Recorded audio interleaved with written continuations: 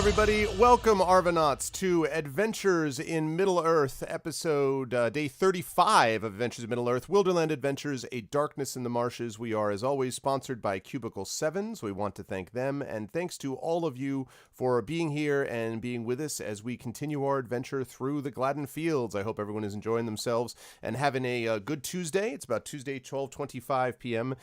Eastern, and we are here and ready to go. And before we do, just a couple of reminders about ways to support the stream. If you have not done so already, please follow the channel. That is always much appreciated if you're able to follow the channel. If you have not already done so, please check out the YouTube channel where you can see past broadcasts of the stream. !ArvTube will allow you to get to that. Please retweet the stream. !Arv tweets will get you to my Twitter where you can head over and follow me on Twitter. But !tweet will allow you to retweet the stream. And please do that because we want to be able to broaden this out beyond just the Twitch community, but to people that may not even know about Twitch. I know it's hard to believe, but there are people who do not know that it exists. So we want to make sure that we get to other folks as well. So if you're able to do that, that would be lovely. !Arv shop will get you over to my merchandise area where you can check out merchandise from, at the moment, the Infinity and Beyond crew, which plays regular D&D. But we are going to be adding in Adventures of Middle-earth and Espergenesis stuff soon. We are working on that. In fact, Kilobyte is working on that as we speak. So that should be going up in the not too distant future, which is going to be great because I've been teasing it for a very long time. So I'm actually looking forward to it to being the case finally.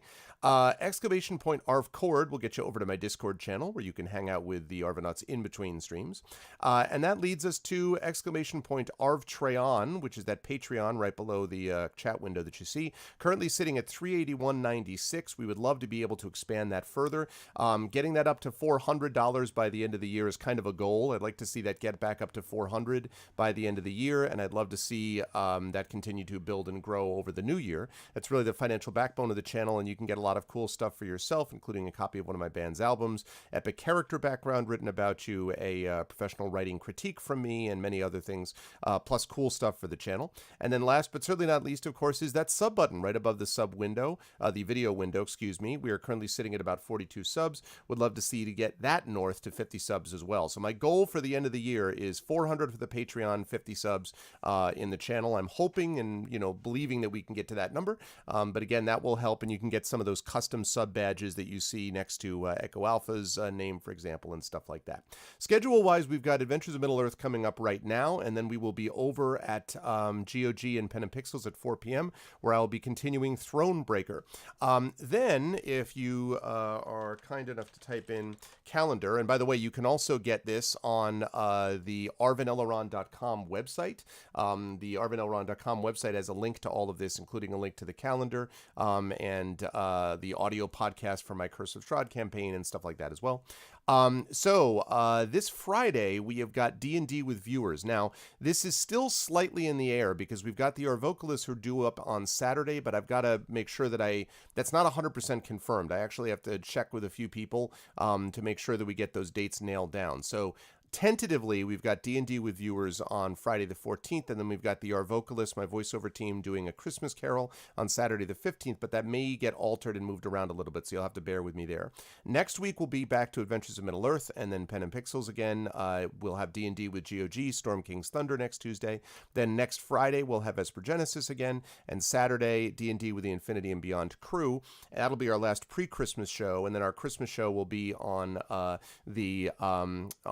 Christmas Day, Tuesday, Christmas Day, when we will have my family streaming with me as per usual. Now, speaking of that, today, after we finish with AME, we're going to be doing our event that we do, which is our nominations for the Patreon Field Chat Chosen Game of the Month. But we're doing it a little bit differently this time because what I want for you folks to nominate is a family-friendly game, because this game is the one that I'm going to be playing in 2 weeks during the Holiday Family stream. So no pressure, just make sure you do it or we're going to be in big trouble. No. You need to do, in all seriousness though, please think about a nomination for a family-friendly game that we can play together, my family and I.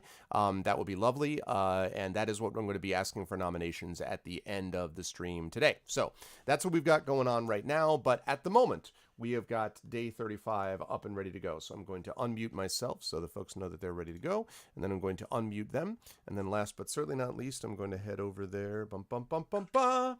There they are in all their glory. It is my pleasure to welcome you to, again, the Adventures of Middle-earth crew that is in the middle of a fight. They're in the middle of a battle, and Amal is still mad about it. But we'll talk about that when we get to that in just a moment. I'm going to start, as I usually do, with a gentleman right below me, officer and a gentleman, maybe a former officer, current gentleman who is playing with his knife.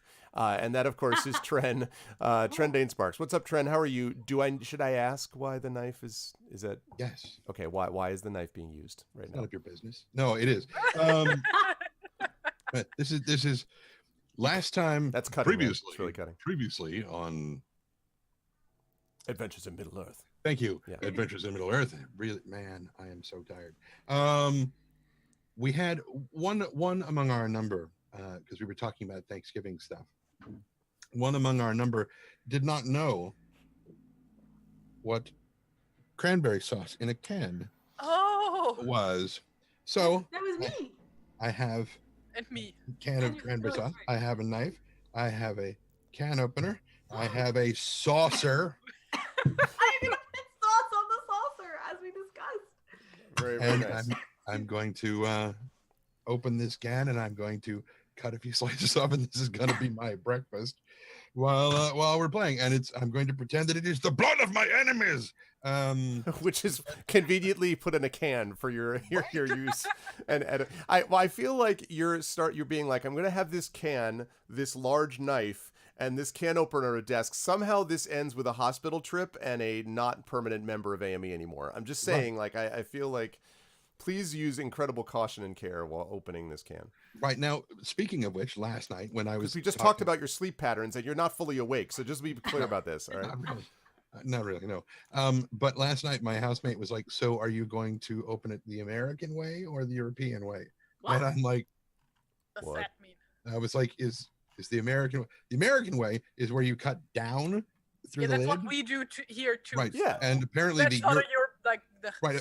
Apparently what he thinks the European way is going around the side so that the Wait. entire I'll do both. I'm very confused. Wait, there's a way to do it that doesn't involve just taking the top off? Right. Yes. Yeah, what is... what you wind up doing is you cut through the edge of the lip instead of punching down through the top. Oh, okay. You cut down and you can actually put the lid back on.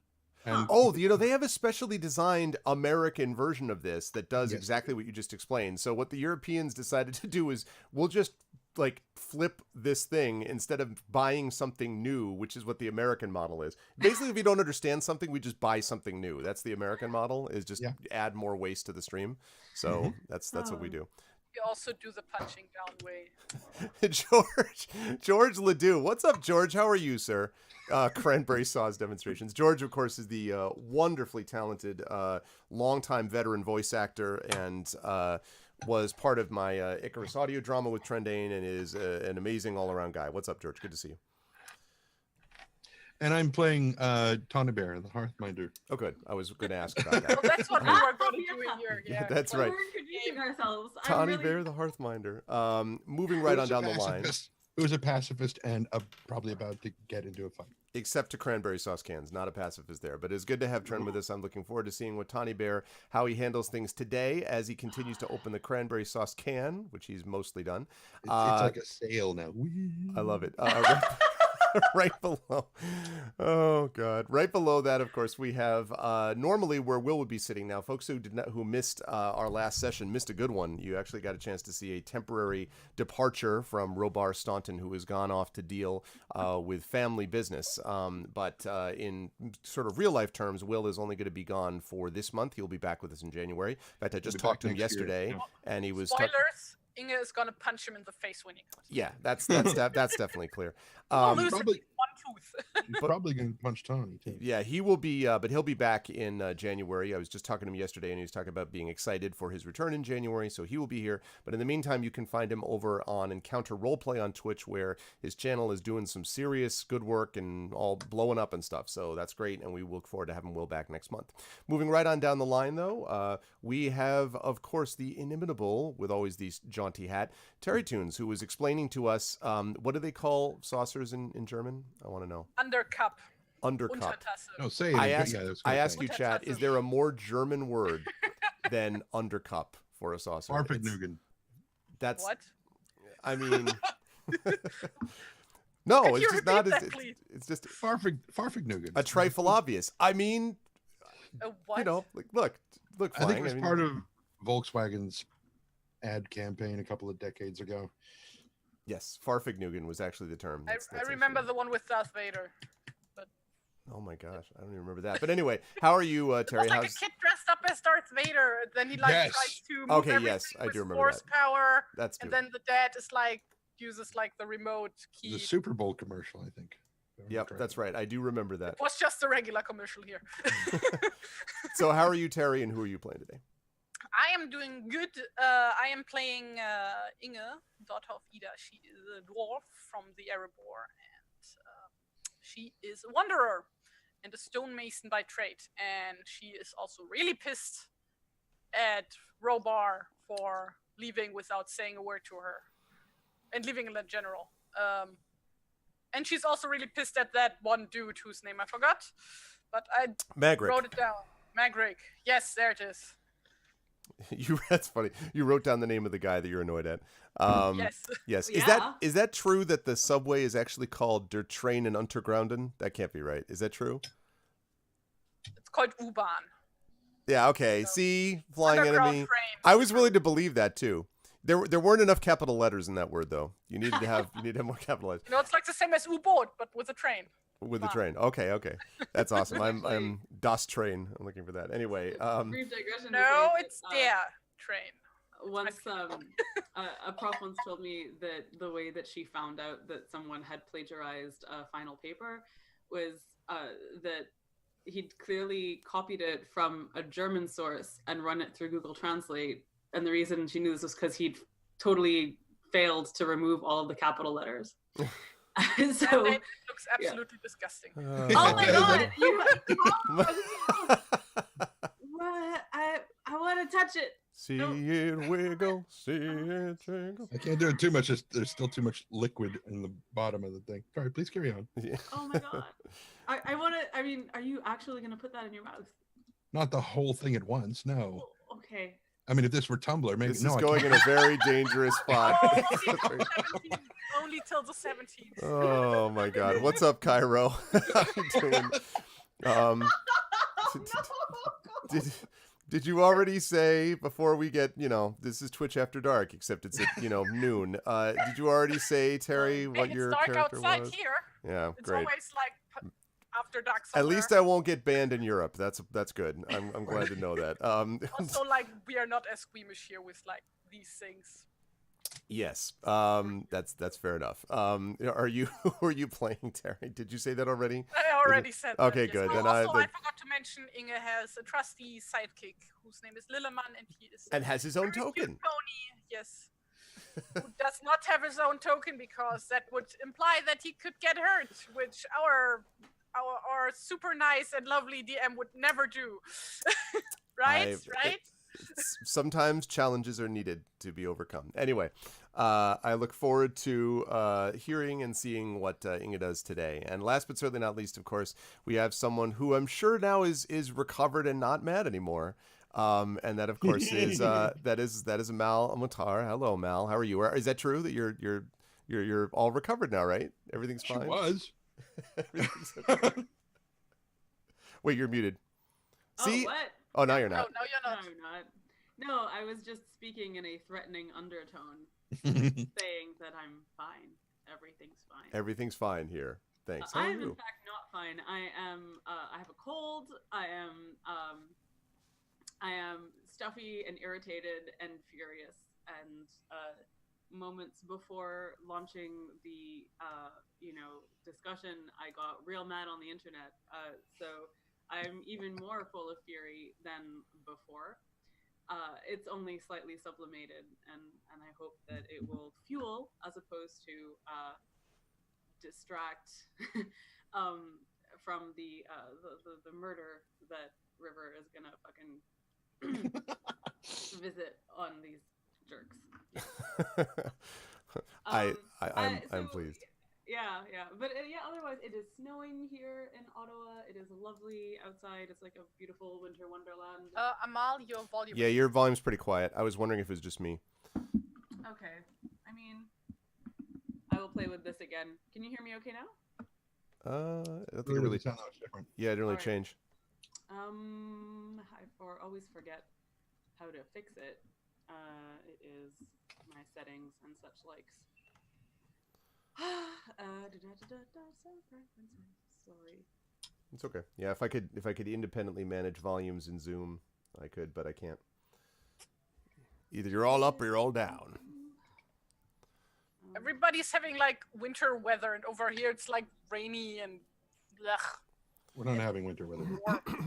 Yeah, but whatever. That your state is, you're in a different condition of weather world all the time. Negative 16 Celsius in the Maritimes. Isn't that like negative 700 Fahrenheit? I just want to make sure I'm clear. Wait, what? I'm joking, but he's Finney says negative 16 Celsius in the Maritimes. Oh, yeah, that's like is it like about 5 degrees Fahrenheit or something? Wow, that is super cold. Yeah, let me see. Trusty Google will tell me 3.2 degrees Fahrenheit. 3.2 degrees Fahrenheit. That is super cold. Also, weather. I think shorts and t-shirt weather. I think the volume is better now. Is so it that's better? good. Okay. I think so. So. So you already mentioned that you're playing the river, but the river is just to be clear. The river is a woodsman of Rosgobel, who is a warden as well, Sorry, with heraldic expression. Okay. So River is basically a fighty bard, and she's accompanied by her trusty hound of Mirkwood Stone. Meanwhile, I am accompanied by my trusty floof of Ottawa, Devon. He looks ready. He looks He's very extremely fierce. Yeah, extremely. He seems really angry at any moment. Yeah, he could just he's explode. So good. He's just so good. Anyways, he's here for moral support as I rage. So anyway. Oh, Dada. Oh, wow. I am excited to see how this all goes. I can tweet this on ASMR. Hard to know. What? Man. Oh, what am I missing? This Let's is see. good times. Said turn your mic up, and then Arv can tweet this as an ASMR stream. And That's probably true. Have you guys seen the ASMR bank robbery video? No. Excuse me? How does it work? Oh my god! All right, I'm not gonna show it to you now, obviously, because we are midstream. But I'm gonna post it in the chat because it is the best thing I have maybe ever seen on the internet. And I'm just gonna copy it, and it's phenomenal. Here we go. It is there. ASMR bank robbery. Yep. Totally don't watch it while obviously the stream is on, because we're cool too. But it's really, really great, and y'all should watch it. Dig it. All right. Well, let us get into it. I think, although maybe you could correct me, your volume was good for a second and then cut back down again. Is that what everyone else heard, or was that me? It's not good to me. Maybe that's right. I don't know. It tends to do that. It's done that for months, where it'll be fine, and then it just cuts to like 50%, and then it goes back up again. It is really annoying, and I don't know how to fix it except to kind of manually keep on adjusting it. There is like a thing. Is it a Windows machine or is it a Mac? No, it's a Mac. So I keep going into into the volume settings. There's got to be an automatic leveler that it's somehow cutting back. That it's doing. But I mean, it sounds good now as long as it stays that way. It's just that usually happens and then cuts out. So anyway, we will soldier on. So let me get some music going and explain what it is that is happening last time. So it was louder when she was showing her cat. Yep, that's right. I think that may have something to do with how we actually did this. All right, here we go.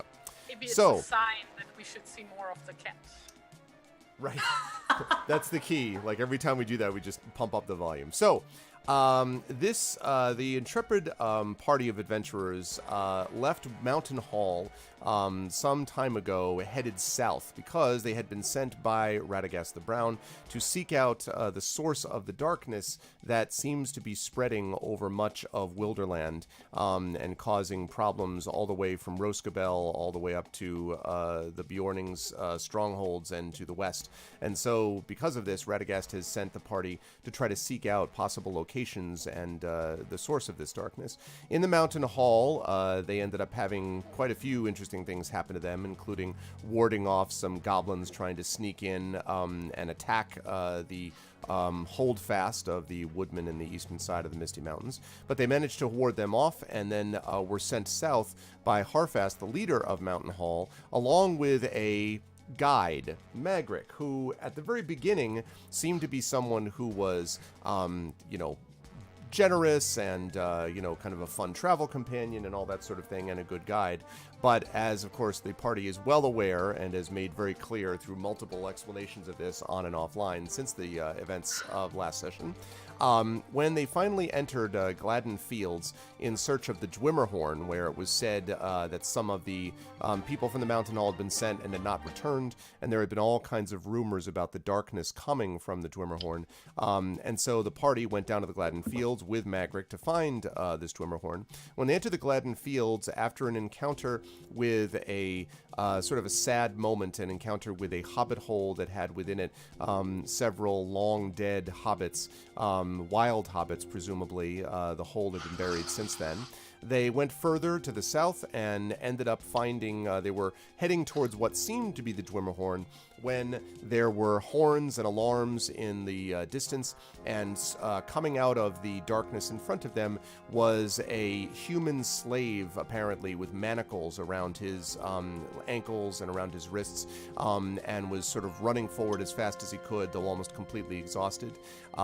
Right behind him were several wargs and orcs, in fact 3 orc soldiers and 1 larger orc, almost like an uruk, who appeared to be their leader. And as soon as Magric saw these people emerge, saw these orcs emerge, he ran towards them, basically yelling out about an ambush, thus betraying the party and making them super angry for several weeks.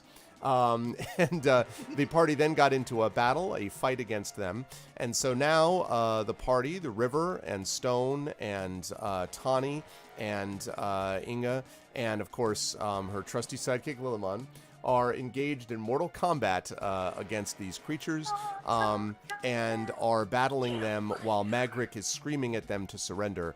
And normally we would not do this, but because of circumstances with scheduling, we had to stop in the middle of a fight. However, we are returned to the middle of this fight with Stone having just attacked and actually done some serious damage to the warg that he was attacking. And that brings us then, as we continue here, to Tawny, who is up next. So Tawny, you are up. What are you going to do? I'm going to bake some honey cakes. Okay. You're gonna make some honey cakes in the middle of combat.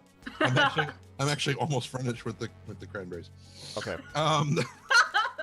You having the whole cranberry jar, like can? Isn't that like it's got to be 1,000 grams of sugar? Like what? You know? I'm sorry. This label was printed upside down, so I have to destroy the can for the sake of the good of the world. And I can't read upside down right now, but I'm sure you're probably right. So what am I going to do? So Trent's going to be real active for the next 45 minutes, and then I'll go back to sleep for 2 minutes, and then I'll wake up for the next 3 days. What you should have is some jerky to go along with it, and then. Oh, don't tease. I mean, it would basically be pemmican, right? Like it'd be the kind of food that you have for long journeys. That is actually quite nourishing over a great distance. There's a bit of a difference between jerky and pemmican. Oh, totally. But you've been mixing it with the cranberries, so more or less. I am not literally, but I am, almost literally. Jack Sprat is the perfect descriptor for me. For someone as fat as I am, I don't like fat in anything. I'm just not like globules of fat, which pemmican has. So what am I doing? Cheese, though. Yeah. I like tea. Cheese. Oh, cheese. Yeah, cheese. One of the main reasons I wound up going to the hospital. Yeah. Yeah. Exactly. So, monstrously out of control triglycerides. So, what is Tawny doing for the thing? Where are these? Because we don't have any enemy. Correct. You do not have a map for this one, right? So they are. You're in the middle of the rushes. At the moment, you are closest to the actually the escaped slave, the person with the manacles on. Magric is some distance from all of you, actually behind the Black Uruk, who is gradually making his way, not that gradually, is moving towards the river. At the moment, the river and stone pretty much have occupied everyone's attention. All of the orc soldiers and the wargs are on basically attacking her, and the Uruk is moving in her direction, although he could actually walk right past her and attack somebody else, but that's where he's going at the moment.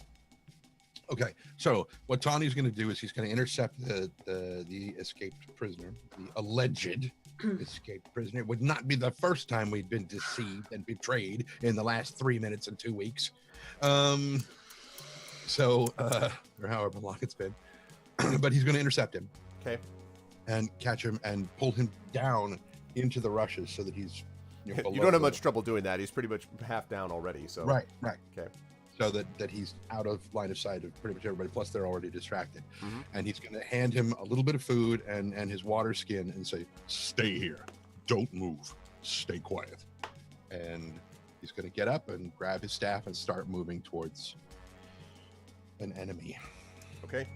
All right. You were able to do that. You start moving towards them, and as you do that, that leads us to the bad guys. Okay. So they are going to, the first one, as I pull up didn't have my dice roller up, not prepared. There's something I forgot. All right. There we go. I love your not prepared voice. Like you're being chid by some, like, hobbity elder. Uh-huh. I am. It's my inside parents' voice. Did you say most of my chid? life. Chid, Okay. Yes. So, Go for the chids! the chid. I did. Yeah, That reminds me of a thing that Obsidian used to do it's like a charity live stream every year, like for Extra Life, I think. Mhm. And because Mikey, who is a PR dude, something like that, he at one point mispronounced kids and children, like he wanted to say both at the same time, so he said chids, and so that Chids. became the thing Nice. that they started to collect money for the chids. It's all for the chids. That's funny. Yeah. Okay. Sounds like something like a bad sequel to it, like C.H.I.D. Chid or something. 24 grams of sugar. That's Not too per bad. serving. Oh, good point. How many servings in a can? Thank you. How much is the serving? Is it 6 30 grams? servings in this can. I told you. It's 140 grams of sugar. Jesus Christ. It's 5 days worth of sugar. Wow. Oh, Trent. Well, now he's awake. I No. believe in your capacity to metabolize this and turn it into fuel and just pure. And role play. Yeah. Yeah, Oh, my absolutely. gosh. It's just, yeah. Okay, so anyway, so the first one tries to stab at you, River, with its spear, but a 13 I don't think is going to get the job done. Nope. Okay. The next ones, though, are 20 and 22, respectively. Not natural, Those but... will hit. Yeah. Okay. Let's see. And both of these are with these spears. So let's see. And it's going to be... Oh! That's 13 points of damage for the two of them. Christ. For the two hits. Yeah, that was pretty... No. That was very, very strong on their parts. Good thing you got out when you did, Will. Yeah, exactly. He's like, see ya. All right. Then the two wargs are now engaged mostly with stone. So they are going to attack him. That's so sweet. Oh, you mean engage? Yeah, in combat. Oh, Yes, totally. That's exactly what I I meant. shook it. Okay, let's see. So that is going to be... Now, this is actually... the first one is attacking. They actually are using... This is basically... You can see that they are more effective next to each other.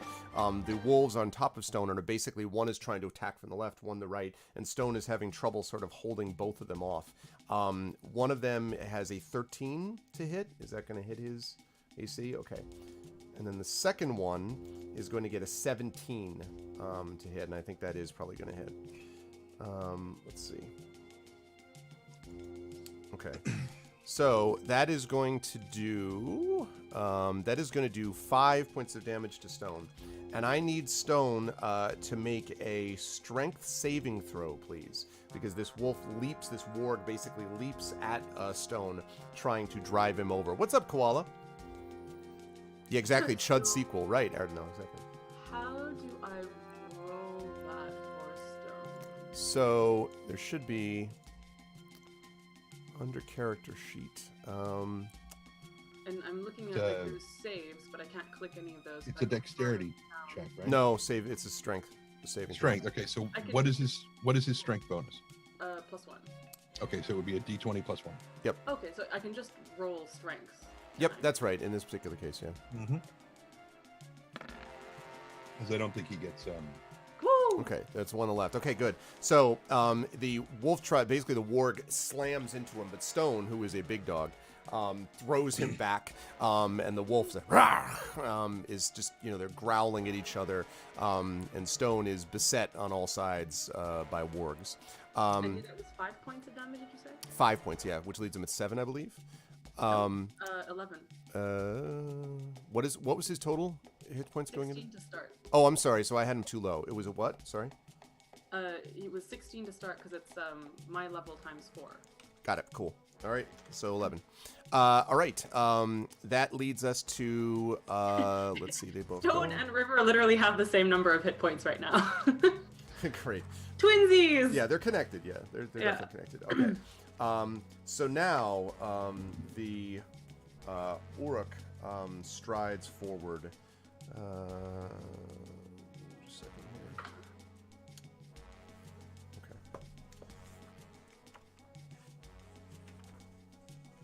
Right towards him. Find the halfling. We're like, darn in here. I said find them. All right. Okay. So he strides right towards you, River. He seems to be very focused on you, and he draws forth this very angry-looking scimitar. It is jagged on its edges, and you can see that it is the metal is some kind of blackened steel. And he comes up to you and then brings his scimitar down in an attempt to slash at you. Let's see. And As he's like, objection! No, wait, wrong game. Sorry. wrong game. So that would be a critical hit. Yeah. So he strikes you with this scimitar and knocks you back. He does 10 points of damage with that hit. So I think that leaves you with 1, if I'm not mistaken. So he's like. Still leave me at 1. Also, my reflex in that moment, which I totally didn't intend to do, but was to like X out of the Zoom window. Like in a kind of automatic. Just noping out. Yep. I can't do any damage. You vanish from the video window. Exactly. So that's how this works. I mean, Dodge. yeah. So all right. And he laughs. Perhaps your axes won't help you when you're on the ground, drowning in your own blood. Oh, that was weak sauce. He says, River just like looks up puzzled, like, I guess all the hit points were in. I'm not a poet. Clearly. And I'm an Uruk. Look at me. Okay. That leads us to Inga. Inga's up next. You are. You need some. You gotta. It's time for you to step up and do some help because the river is beset. Leave me Yeah, I alone. was like, last time I was like standing basically in the back and shooting at dudes, right? Yes, that is correct. Okay, so, I guess I'll, wait, so One of the Inga, one of the wargs is almost dead, very very hurt, and one of the soldiers is injured. Other than that, everyone seems to be in pretty good shape. Okay, and River was in a pickle. Dire straits, yes. River has Okay, so, been stabbed by 2 spears and 1 nasty scimitar in the last. Okay, then Inga is gonna get her axe and gonna jump towards River's help. Okay. That I said yes. Are you now? So there are two war. Okay, so you're going to jump to her aid. All right. So there's basically three of these orc soldiers plus the black uruk that is on her. So you have a target-rich environment. Do you want to go for the injured orc soldier, or do you want to aim for any of the others? Well, if the injured orc soldier is also getting at River, then Yep. at him, I guess. Yeah. Okay. River is up a creek. Yeah, that could very well be. Okay. So Very well I'm be. gonna do. Oh, it's always like, where was everything on the stupid character sheet again? Mm-hmm. Okay, there. Oh, is it? Absolutely a hit. Are we in? Just Oh, out of sweet. curiosity, are we in a dark place right now, or is it nighttime? I've forgotten. This this was this was basically it's dusk more or less. But it's not dark. You can probably there's actually a fair bit of moonlight, and that may actually be helping a little bit because you get the impression that the orcs are moving not perhaps as well as they might normally. The Uruk doesn't seem to have any problem, but the orc soldiers seem to be slightly sluggish. But I mean, clearly not too sluggish that they can not hit you, but a little bit more sluggish than normal. That said, though, it is not daytime. You can see them reasonably well, though. Okay, I'm asking Oh. in part because of the blessing of the firstborn. But yeah, if it's nighttime, so it's like it can be used at night or in a dark place. No, I would say that you could. I would say that you could use. Yeah, I would say that you could use it. That's close enough. So was that a 5 that I saw? Yeah. Okay. I rolled a 1. Woo! Okay. So you strike into him. The one soldier turns to you, and there's spits out a tooth, and seems to be intrigued by you at this moment. Okay. So Also, yeah. if Inga can, she's like gonna basically wedge herself between River and yeah, I it's figured like I figured possible as much. at any way. I figured as much. All right. So well, And she and she also goes like, "Why don't you pick on somebody your own size?" nice. Outstanding. River mentally, now that's a fucking quip, you jerk. Okay. Magric again yells, "You can't win this fight! Surrender!" Screams at you from the hillock where he sits. Then, Tani, so you're walking forward, to sort of heading towards the threat, and you are surprised to see stumbling past you. You see this slave, which literally leaps up and puts his manacles around one of the orcs and basically and like drags him to the ground. The orc's like and is like just sort of sitting there as this guy chokes the life out of him. Now this guy is clearly like barely moving, but you can see that he's doing this, and as he does this and sort of like pulls the manacles tight, you hear this sickening crack. This was the injured orc, and the orc falls dead. So one of the soldiers is down. It was the already hurt one, but still. So is now down, and this guy now is like, he does that, and that seemed to use whatever strength he has left. Like he's barely moving, but the orc is not moving in the least. And the orc snarls in rage, and that brings us up to the river. So you have still got 2 soldiers on you, plus the orc, and you've got the 2 wolves right next to you on stone. So How many? there were 3 soldiers on you, plus the uruk. Right. Yep. Right. So 2 soldiers and the uruk.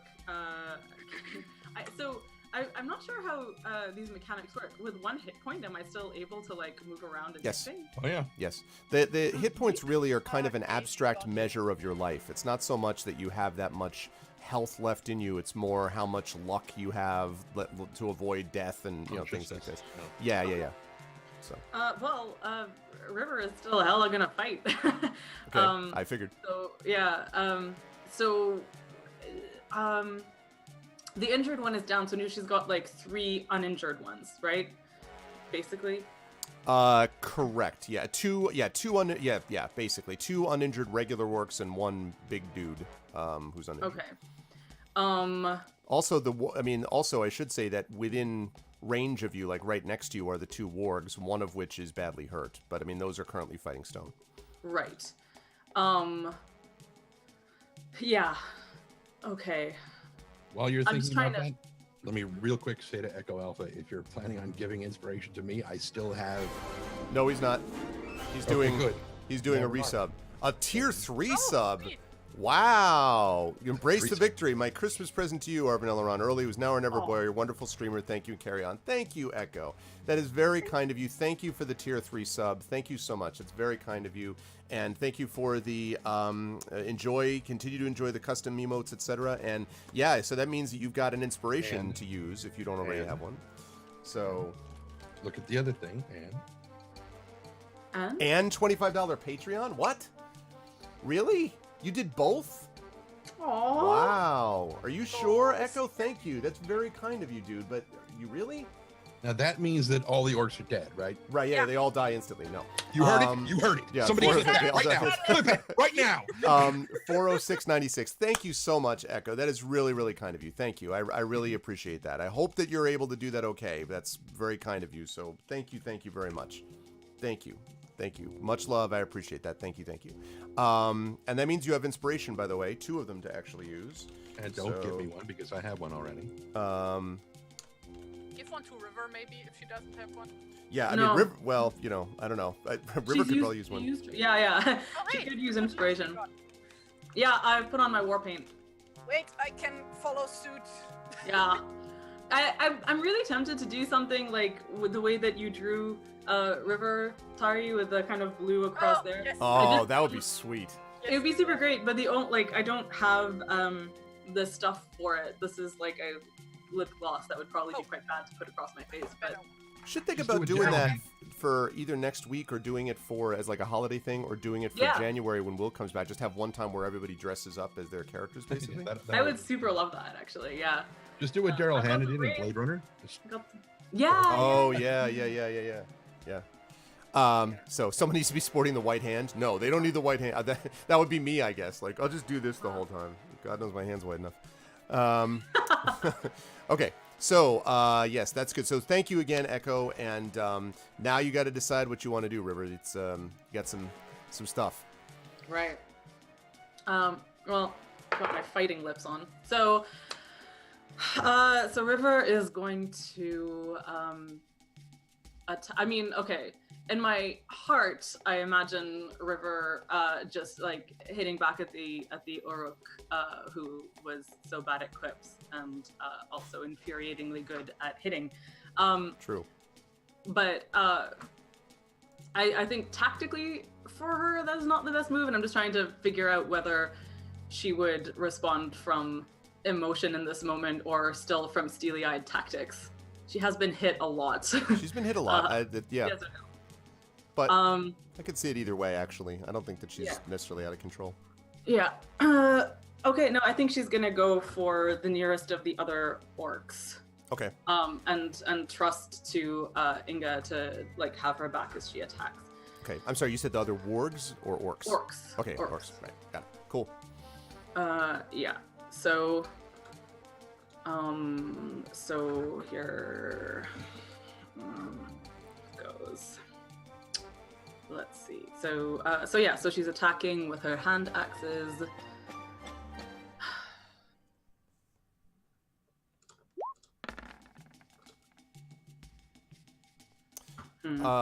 So let's see. The 14 will hit. Okay. 7 will not. Okay. So that's 4 on that orc, and Okay. Stone will stay on the wargs. Thank you, Malgrim, for the follow. All right. And he's gonna stay on the wounded one. Right. Okay. Yeah, that's a good idea. Who I think he's still like got his teeth in more or less. Yeah. They're like they are very unhappy with each other. Yeah. So here we go. Alas. That is not gonna do it, unfortunately. Okay. So, my question. I forget if I can So since she hasn't moved, does she still have an action that she can do? Yes, although technically this is okay this time, but in future she should really do that before Stone goes, because Stone is really going at a set. I mean, he goes at the same initiative, but not in the same turn. But it's okay. I'll let you do it this time. That said, yes, she has not moved yet. So it depends. She can't attack a second time, but if you have... No, I was going to have her do a Song of Slaying. Oh. I think you can probably do that. Song of Slaying, though... That... Yeah, woo! Yeah. We get out I'm going to slay you. Yeah, I'm sure that's what it is. That expends one of the Warden's gift dice to give all of your allies within 30 feet an additional d4 on their next attack roll. Yeah, I'll allow that. Alternatively, any creature that has one of your Warden's gift dice may roll the die and add the number rolled to a weapon damage roll they just made. So I guess I leave that up to whoever is rolling. Or is that how it works? Anyways, River, bleeding from numerous wounds at this point, is staggering to her feet, and as she's attacking, starts to sing this extremely eerie and quite terrifying song that sounds. If you've ever heard, I don't know why you would have heard this. If you've ever heard like Norwegian cattle calling songs, yeah, it's a little bit like that. It's very eerie, very piercing, very high on the wind, and she starts singing the song. Okay. Oh, I imagine something that's like basically the little opposite of that. That's Oh, fine. oh, really? Oh, whatever strikes your fancy, as it were, in terms of. No, I was just like thinking Song of Slaying. Oh, so it's a Slayer song. Oh!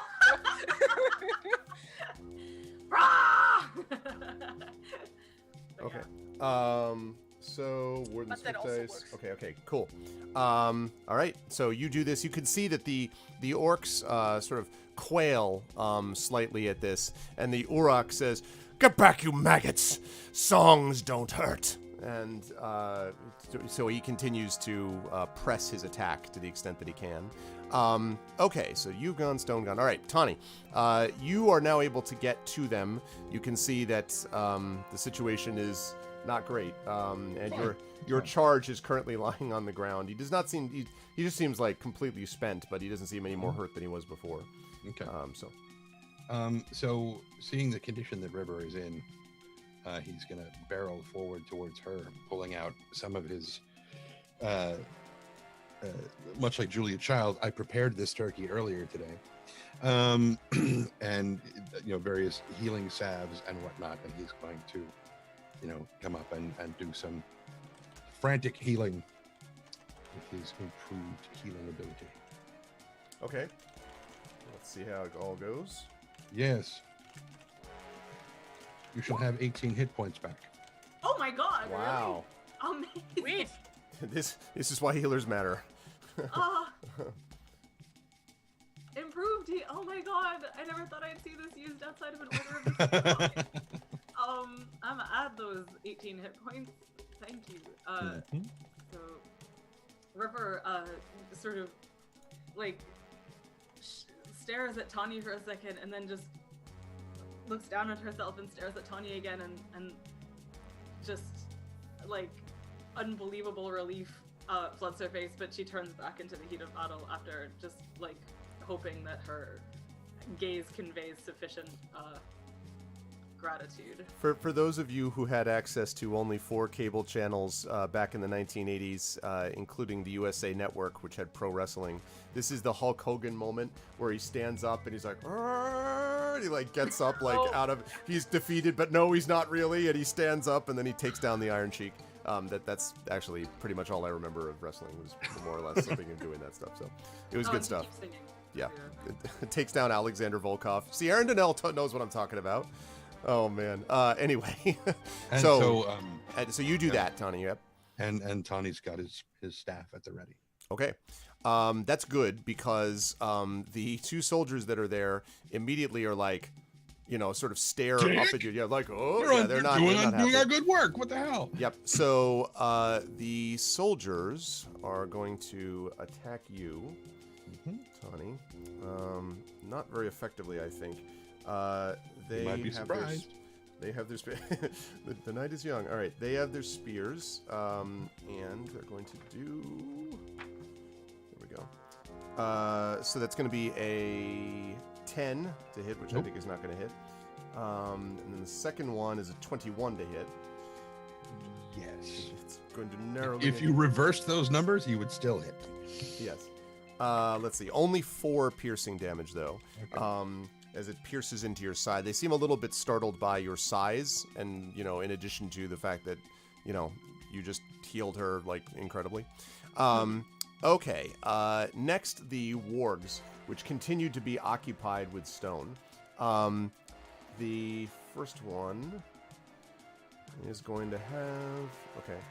First one is going to have a... It's going to be an 18 to hit. And then the other one's going to be a 10 to hit, which I assume is not going to do it. So that's an 18. So let's see. Okay. That is going to do 7 points of damage to stone. Again, I need you to make a strength saving throw, please, as it tries to overbear him. Come on, stone. Or bear. That sounds like a great No. superhero. That's not going to do it. So he goes over, hits the ground. The wolf, the wargs are now on top of him, sort of ripping away at him. If River is still standing the next round, I know where she's going. Yeah, I had a feeling. Okay, the Uruk sort of cries vengeance and maintains his focus on you, River, and brings down his scimitar with a mighty blow. He does not critically hit you, you'll be happy to know. But he is, I think, going to hit. That is going to do a 23 Points of damage. 23 to hit? to hit, yeah. 23 Yeah. points damage, yeah, no. 23. Okay. 23 will hit. All right. Let's see. Just And- roll a 1 on damage. Come on. Yeah, no, I can't do that. That's going to do 7 points of damage. I promise you can. So, I mean, I could have, but I didn't. We'll allow it. Yeah, Okay. 7 points. Okay. So that brings you down to 12. He sort of roars at you, sort of right up on top of you, roars at you. Okay, Inga, you're up. You've got the 2 soldiers are focused on Tawny. The 2 wolves are on Stone, and still no one has attacked you, despite your attempt to like sort of get in the way. Like I think Should have Tawny. gotten, like a taunt roll. Well, or they something. would have gone after you, except that Tawny showed up, and they're like, "Oh my god!" And like that was the big thing that they decided to challenge. So You don't have to they call did me start that. picking- they did I start just- picking on somebody their own size. Yes. I want to just be to clarify about the Song of Slaying thing. So the way it is, it's to gives all your allies an additional D4 on their next attack roll. Alternatively, any creature that has one of those gift dice may roll the die and add the number rolled to a weapon damage roll that they just made. right. So that's like That's- up to Inga, right? To whether she wants to add it to attack or damage. Yep. Okay. Can I like add that like afterwards if my roll doesn't make it, and then I'd be like, hey, can I use Yeah, that? No, Alright. it's got to be done beforehand on the attack. Oh, I see what you mean. You can use the attack. No, if you use the die, then it's used, even if the attack misses. Well, So the question is Does whether she you have choose. to declare before the attack Right, if she's yep. going to use it for the attack Yeah, or that's- the Right. damage? Yep. That was the idea.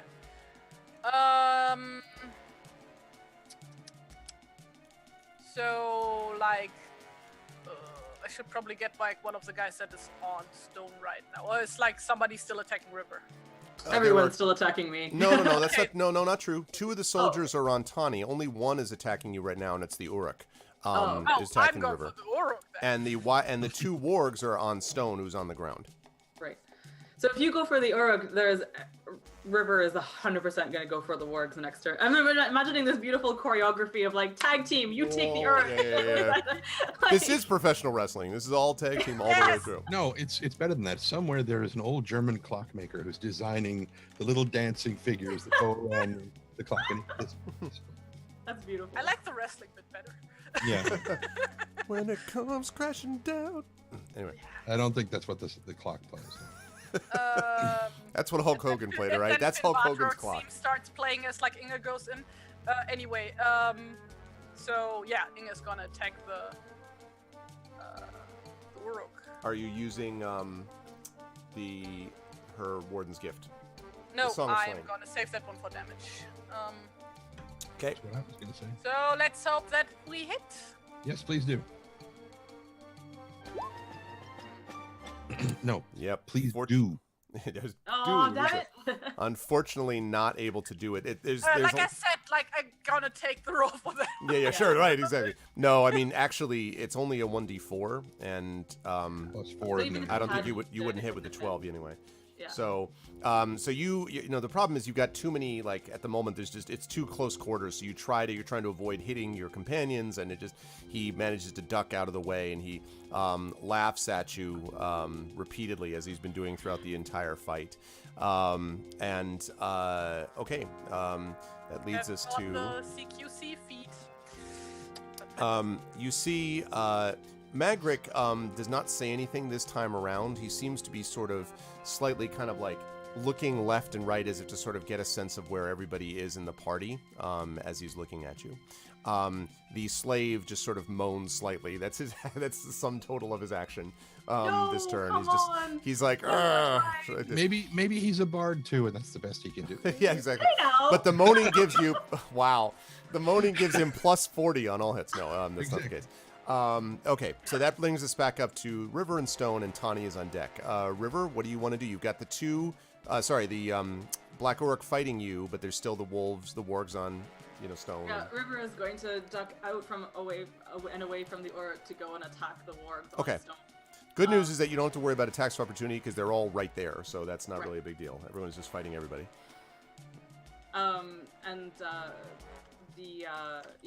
The singing that she's doing at this point becomes a little bit screamier. Okay. As Valkyrie. he comes axe-wise. This is the dagger and not an axe, but nevertheless.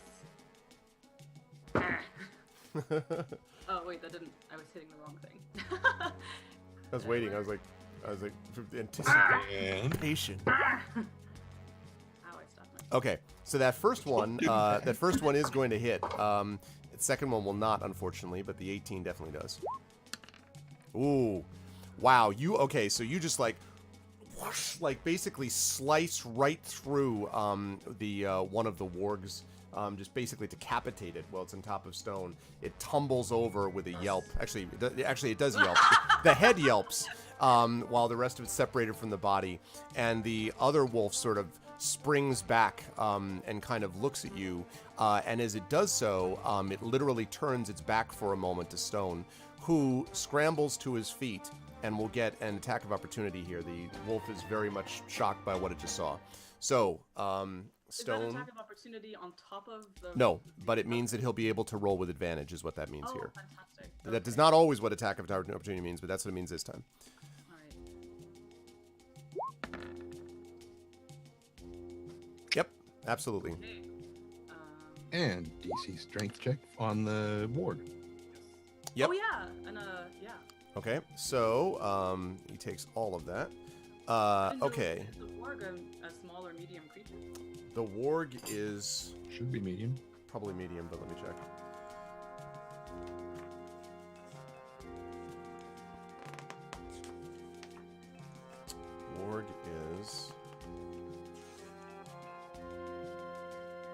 Warg is large. Oh, that's what I thought. Warg is a large beast. Its language is warg speech. That's literally what I was like. All right. So it does not get overborne by Stone, but it is very much interested in dealing with Stone at the moment. Okay. Tani, that leads us to you. So there's now 2 orcs, one which is hurt, 1 warg which is hurt, the Uruk which is not hurt.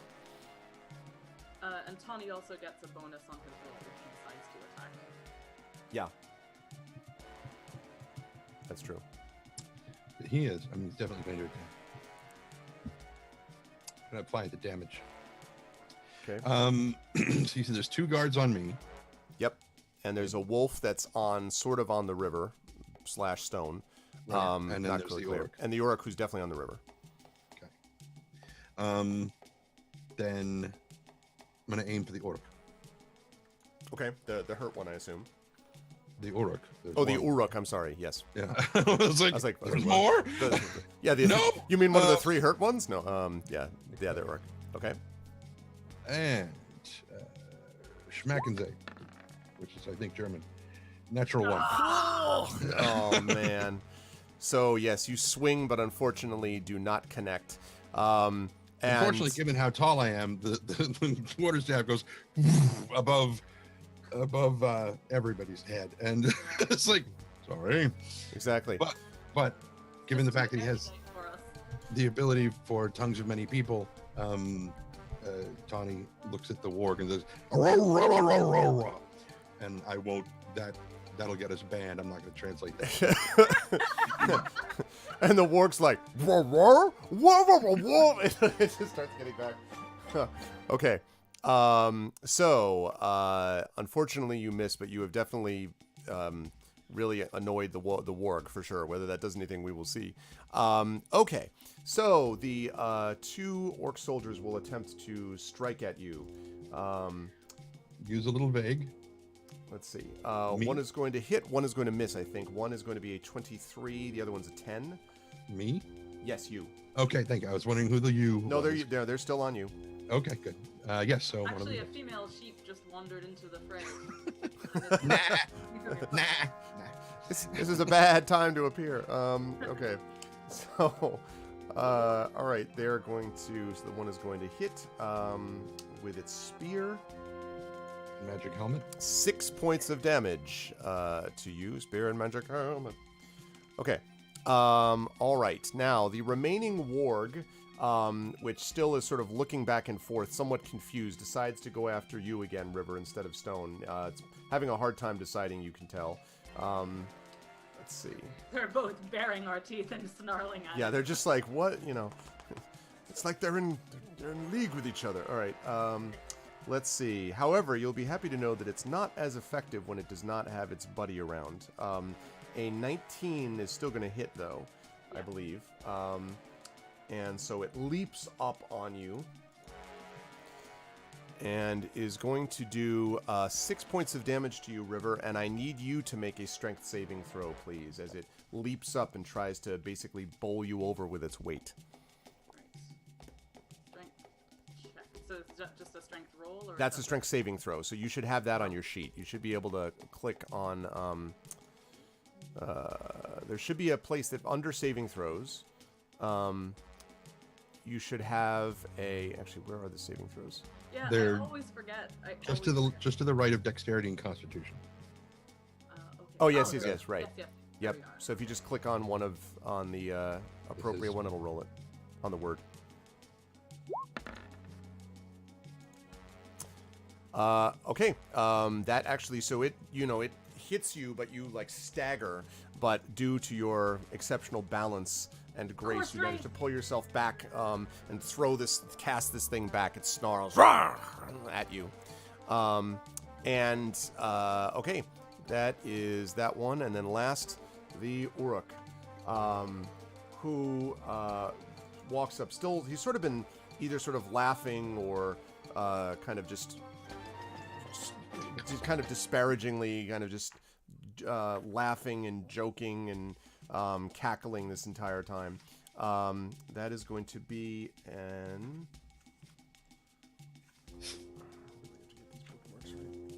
let's see, that's going to be a 16.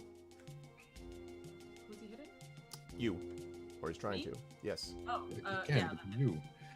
16. Yeah, he's been occupied with you for much of the time. Okay, let's see. Okay. That is going to do another 5 points of damage. God damn it! Okay. And he sort of looks down as he can see that you're bleeding, and how many more times can your friend heal you? Actually. I don't actually know the answer. I guess I'll find out then. Okay. So when this happens, like and hits her, actually no, not yet. Not yet. Okay. That is going to lead us to Inga.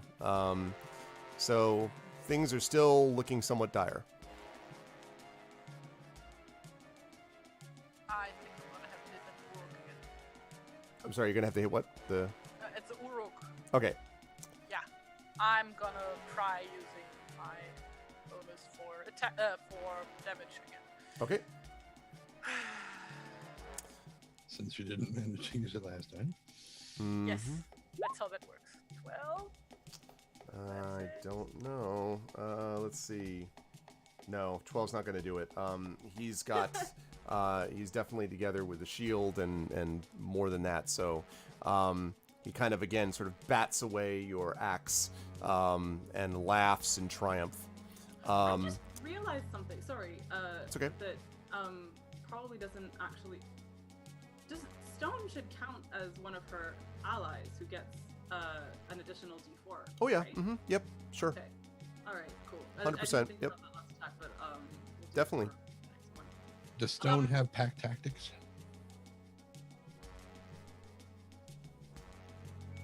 And she's gone. You're gone. Oh, what? I'm Oh, not? there you are again. Okay. What? Yeah, You something's muted going for on a with second. it was muted for a second. Oh, okay. Sorry about that. Yeah. So I mean that is how he and River like train to fight, but it's not like listed anywhere as pack. Yeah, if it's not, it's got to be its own sort of separate thing. Right. Yeah, that's why. In fact, the wargs were just in the middle of using pack That's- tactics before. That's why I was asking. Yeah. That's good to know. Putting that sound up again. So, and I'm just double checking. Yeah, no, it's not like River can give herself that D4 bonus. I don't think so. It's only for her allies. Yeah. Okay, cool. Yeah. Cool. Right, and I think that actually, so Inga went, right, and that brings us to Magric is still not doing anything. The slave is still moaning. That brings us back up to the river with Stone on deck. So, Okay.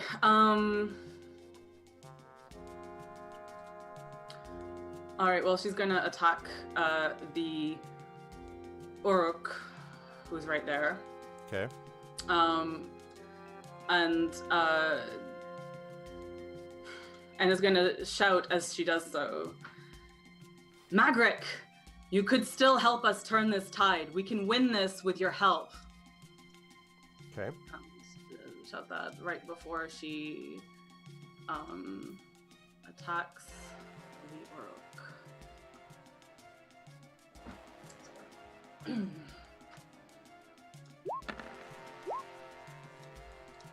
Oh Wow. wow! So first one's a miss. Second one obviously is a critical. So max damage on that second one. Right. I can't remember what max damage is with the hand axe. Just roll it, click on the thing, and we'll just take whatever the maximum is. Oh, cool. 9 plus 1 slashing? Yeah. That would be your that's good. strength bonus with it, I think. 10.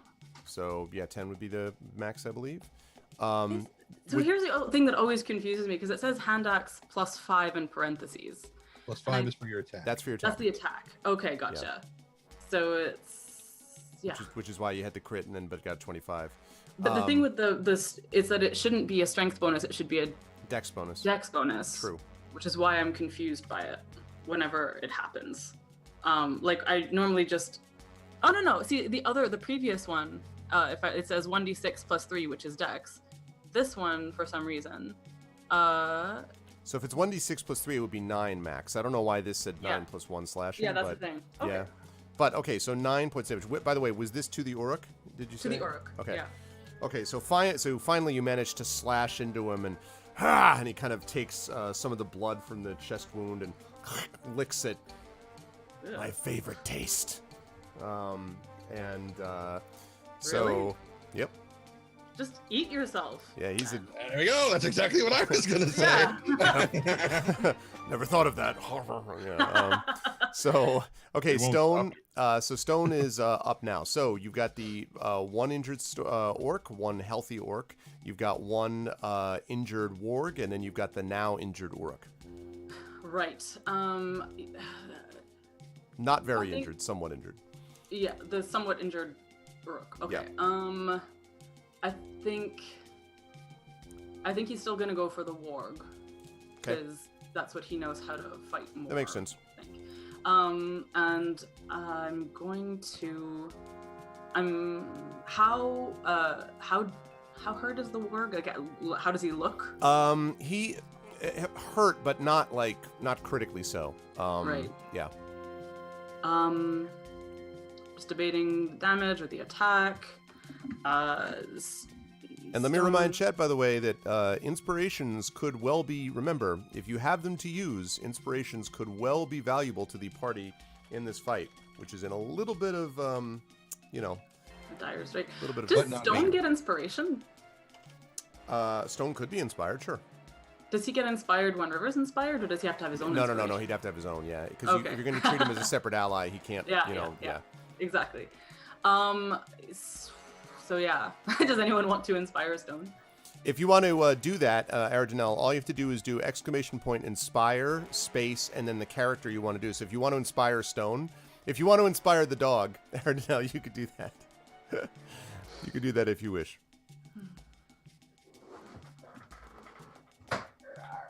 It's gonna wait a second. Oh, Echo is showing how to do it, which is really nice.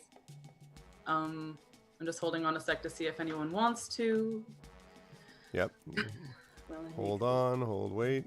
Are we doing that? Or are you not? Are you going to hold on to it, or are you going to inspire him? Going once, going twice. All right. Yay! Aradinel is inspired Stone. Thank you, Aradinel. Thank you so much, Ardinel. Ardinel? Aradinel, I Thank believe. you. Yes. Sold to Hooray! Stone. Okay, so Stone, Yay! sort Okay, of so draws Stone himself agrees. up, bleeding from his flank, Yes. Inspired by the pure rage in his mistress's voice, Stone is going to attack and hold the potential D4 extra for damage. For damage. If he manages to hit. He's done the most damage so far. Yeah, seriously. I'm back in the winner, okay? Amazing. Because dogs are awesome. Right, exactly. Oh, balls! This Wow. always happens! And it doesn't Wow. always happen. Thank you for the inspiration all the same. Oh man, that's too bad. Yeah, unfortunately, that's not going to do it.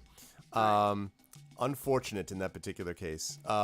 So he sort of stumbles forward trying to bite, but the warg ducks out of his way. Clearly is in better sort of condition than he is at the moment, and that is going to lead us to Tani. You still have 2 orcs on you. The others are not paying much attention to you, but you could attack them if you wished. Where are you at as far as hit points there? Really? I am at 1 again.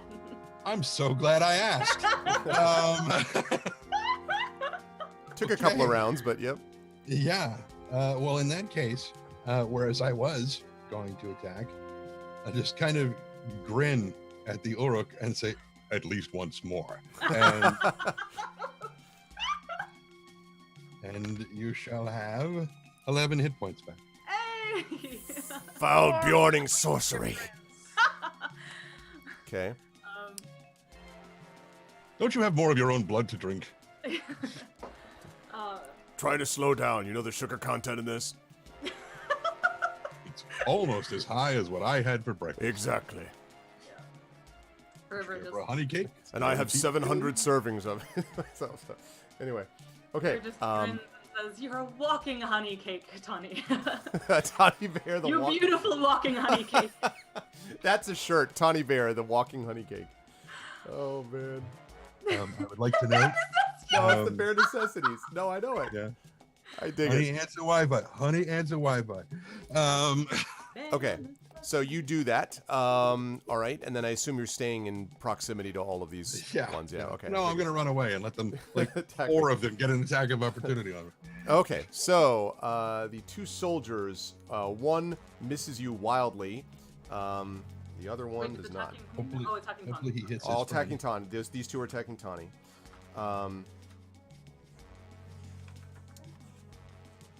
Okay. Let's see. This one, though, the first one misses horribly. The second one critically hits. No. So that is going to be 8 points of damage to you as that second one stabs you with its spear and laughs in triumph. Okay, and then the warg is going to leap forward and try to press its advantage on you, River. I don't know if that's going to do it or not. Actually, probably will. 17. Yeah. Yeah, that hits. Okay. It doesn't help that all of a sudden my dice have decided to come to life in a big way. No. Yep. Okay. All right.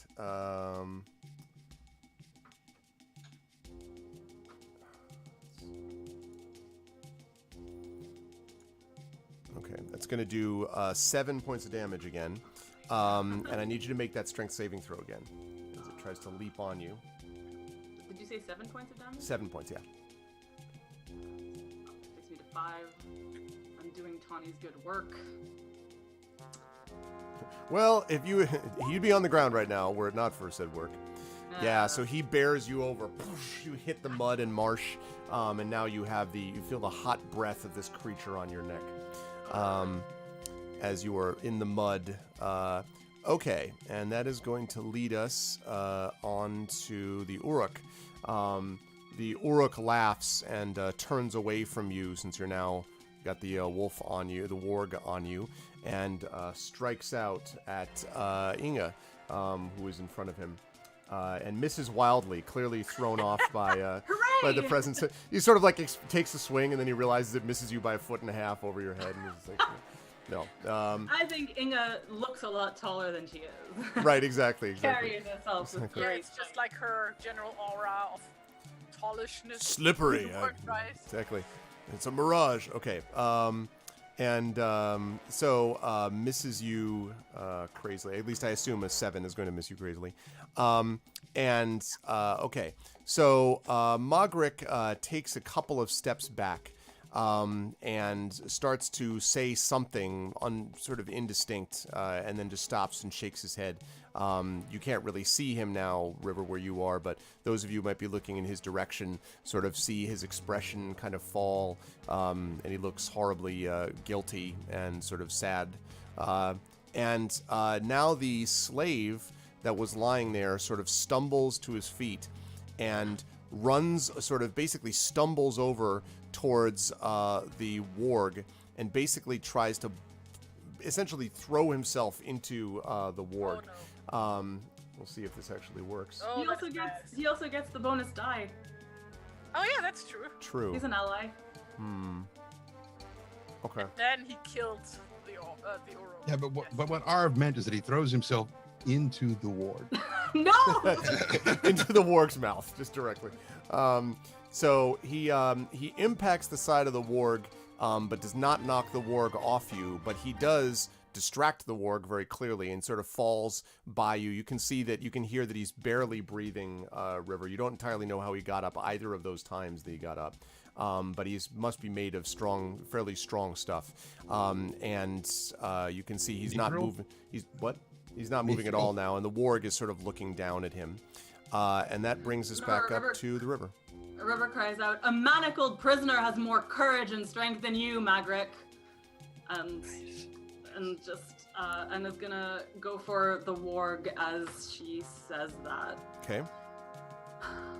I'm going to give you advantage on this again because of the nature of what just happened. They try to impact him, so I'm going to give you advantage on this attack.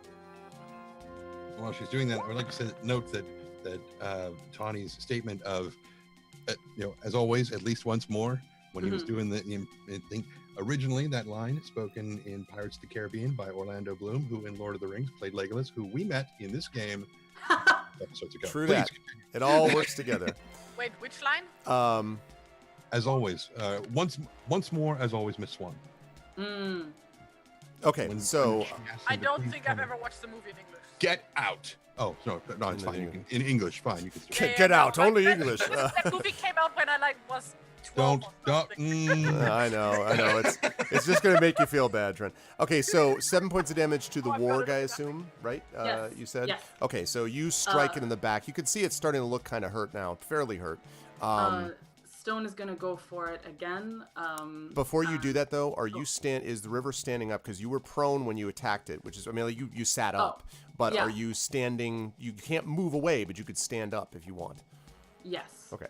All right, so now Stone can do whatever you wanted him to do. Yes. Exactly, flying enemy. Looks at his, a manicured prisoner, what? So Stone is gonna go for another bite. and is also gonna hold on to the potential damage. Okay, and this is a normal attack, not advantage for Stone. Yeah, exactly. Okay. None of us have actually been able to use this die yet, which makes me sad. But perhaps this will be the one. Oops. Perhaps this will be the one. God damn it! Yeah, wow. Amazing. No, wait a minute. Is that supposed to be just strength? It shouldn't it be a bite? Oh wait, did I? I think you just rolled strength. The wrong thing. I'm sorry. So like I said, Yes. Roll bite. Sorry. Let me roll bite. Hey, Don't argue see, with me. that's why you do that. That's why you do that.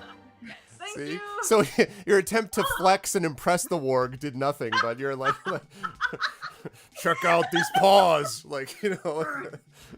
Okay. So yeah, so I guess that's max damage. Max damage.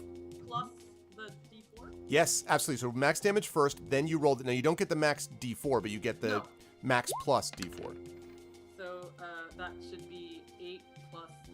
No, max would be No. 12, and then you're going to add the 1d4 is all you're rolling.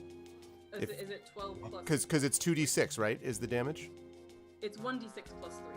No, okay, then he does 9 damage. Then he does 9. Wait, And then sorry. you're also going to roll a 1d, because it's a d4, right? Or is it a d6? It's a D4. It's d4, so then roll a d4 to add to it. So we're at 9 now, which is the max plus 2. Okay, so 11. Okay, so this thing staggers, like it's not dead, but it's very close. Like that hit, like really, you could see blood pouring from its flank. It kind of like stumbles around facing Stone. The two of them, which are both just covered in blood and matted fur, just sort of stare at each other growling. It is not a pleasant sight. And Stone remains unbowed.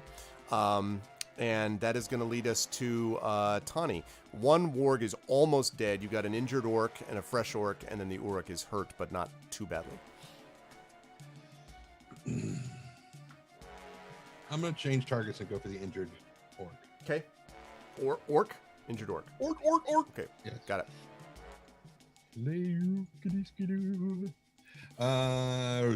Rolling a 1 is good. No, flying. That wasn't... it was the other one that she got, because she attacks twice with her hand axes. Yeah. So, yeah. Wait, flying enemy. Oh no! I miss. Being watched by someone I actually know in person. Hi. What's up, JLC? Unfortunately, that 6 is not going to get it done, and does not hit this creature. Okay, that leads us to what's going on, JLC. Good to see you. So now the orcs stride forward to try to hit you, Tani. Let's see. Watch First this. one is going to be a 14. That'll hit. Second one's a 6. That will hit. No. What? I was like, because I have negative armor. I just Right. draw weapons towards me. I'm made of magnets. I thought it was the wrong pole. All right. So that needs to happen in Espergenesis with Zach's character at some point. That would be He needs to pretty- just magnetize. just Iron Man it, right? Like, Exactly. okay. Let's see. That is going to do 6 points of damage, Tani. As its spear plunges into the side of you. Okay. And that's going to lead the warg, which is sort of going to try to bite Stone, but does so very unsuccessfully. An 11, I don't think is going to get it done. Nope. I assume. So he kind of staggers towards him. Stone easily sidesteps him, or sidesteps it, I should say. The Uruk comes up on you, Inga, still remaining on you, and is even worse this time. 6. Like both times, clearly is just not geared up to fight a dwarf. Like not set up. This is like in Baldur's Gate, like when you just start the game, and like the first few battles are just like everybody flailing at each other, nobody is hitting Yeah, each other. exactly. Yeah. It's all the Benny Hill music starts. Okay, that's Like, gonna has lead. why Inga you told actually hit anything in this battle yet? Well, Like, we will one find out because you're up, Inga. You're on no, the because Uruk. like last time she has like shot like twice or something, and I don't think like either of the arrows hit. Like if I remember correctly, I so think like that's right, every yeah. attempt at her hitting anything has. Well, failed. listen, Will left. Someone's got to carry on his spiritual legacy. Like, No. You used so You're much gonna- summer magic on that amazing, like shot in the darkness. right? That's true. You know, That's true. Yes. And you're gonna hit this time, so just go. Go for Okay. it. What are I you believe aiming in at? you. The Uruk I again? believe in you. The Uruk, yes. Okay. Oh! Hey, that's a hit. At it. Now you can use your D4. Yes. Yep. So that. Oh! Wow. Yes, Damn. Going up. Now roll the 1d4. Yes, sir. 4. Ah! Wow. So you finally you sight it up and you just like whoa, like just home run swing. He goes staggering back, this massive sucking twist, like sort of falls back. He's not dead, but he's hurt, pretty badly hurt, and he kind of staggers up falls to one knee, then back up again. Now it's time to kill you It's time to kill you like we've done the rest of your people. And he sort of staggers towards you. You have to hit me first this time. It doesn't spit on the floor. Let's see. So you see Magric take another step back and is sort of looking at all of you, looks off in the distance, and then back at all of you. The slave doesn't even move. Slave just is there. And that's going to bring us back up to the river with Stone on deck. So the Uruk is very hurt, although not immediate to death, but very hurt. The Warg is very close to death, and then you got an injured orc and a non-injured orc. Okay, she's gonna go for the Uruk, trusting that Stone is able to finish off the Warg. Okay. And is gonna just focus, take a deep breath, and attack. God damn it! Miss and miss, well, in the unfortunately. alternate universe where we're treating the right hand as the This fight's been going beautifully. This fight's been a total win. Unfortunately, both miss. Okay, well, so Stone is gonna bite the Warg. It's clearly gonna hit. I'm sure there's no doubt about it. Oh, did it go? No, Damn unfortunately it! not. Okay. Unfortunately not. Okay, Tani, you are up. You've got the two soldiers on you, the one close to dead Warg, and the Uruk, who is very hurt. So looking at the Uruk and smiling, this big, bright smile, and says, as always, at least once more. Pops himself and regains 16 hit points. God damn. Whoop-ow! How many of those do you have left, by the way? One. Okay. He doesn't know that, though. He's just... No, he doesn't. And he just kind of shakes his head, like he's not even going to try to give you an attempted quip. He's just kind of like, I can't even. Okay. Well, so the orcs in front of you are very perturbed and are going to swing at you and attempt to stop you from continually doing this. An 8 is not going to do it. A 15? Will do. Okay. So one of them is going to hit you and is going to do... Ooh, ow. That's going to be 8 points of damage total. That would have taken me out. Yep. No, I mean, you had to do that. Yeah. Okay. So, all right. So you're there. Okay. That's going to lead to the Warg, which is going to try to leap at Stone. And is going to... it's going to be a 20. Not natural, but... and so that's going to hit. Okay. That is going to do... That's going to do 3 points of damage to Stone. Wow. So he is, like his mistress, close to death. Okay, well, or close to unconsciousness, I should say. All right. That takes care of that one. Oh, and then he needs to make... a strength saving throw. Can one of you do that for me, just because it's just a straight strength roll anyway? Strength +1? Yes. Okay, that's the same as Tawny's strength. So. I think he has. I think he is +1. I don't know though. Either way, it wouldn't matter. So that's he's going to fall backwards onto the ground. The Warg now on top of him, and now the. Of course, Uruk, that was a check and not a saving throw, but whatever. Yeah. Saving throw is what it should be. Is a saving throw. But I accidentally clicked check. Oh, okay. Yeah, it wouldn't make a difference. So, all right. So this guy is again. Wow. An 8. This guy just cannot hit you, Inga. It's amazing. He was hitting the river with no trouble, but like That's why she said to pick on someone his own size. that was a mistake. I know. He made an error there. Okay, so it is now your turn, Inga. Uruk very hurt. Warg incredibly hurt. Orc sort of hurt. And the warg is on top of stone, so this is what you see right now. Yeah, Inga shouts, "Your kneecaps are mine!" And then dives right in. Wait, did we say the warg is on top of stone? Did he? Yes, hit stone, brought him down to 1 hit point, hit him for whatever that was, and he's on the ground. Okay. Does 15 hit? Yes, 15 will hit. Okay, good. Then I Just. can. Yeah. Okay, plus D4. Well, Was no. that- Oh You no, on- use the. You only get it once. Oh, yeah. I only get. I Yeah. thought it was like per round. Okay, It's the so gift that that's- keeps on giving. No, that's That would be nice. Well, I mean, that's like I thought how Bard songs work. That it's like for as long as she keeps singing like the. no, not No, I wish- perpetual. I wish that were the case, but yeah. Okay. And not in, But yeah, 6 damage. So he looks he looks now very hurt. Kind of he's breathing heavily. You can see blood pouring from multiple wounds. Okay. Magric kind of takes another step back. He's again sort of looking back over his shoulder and back to you quite a bit. The slave continues not to move, and that brings us back up to the river with Stone on deck. So literally on the deck. literally on the deck. Yeah, Stone is very much on the deck. The 2 orc soldiers are right on top of Tawny. The warg is on top of Stone, and the Uruk is fighting Inga. So at the moment, nothing is actually fighting you, River.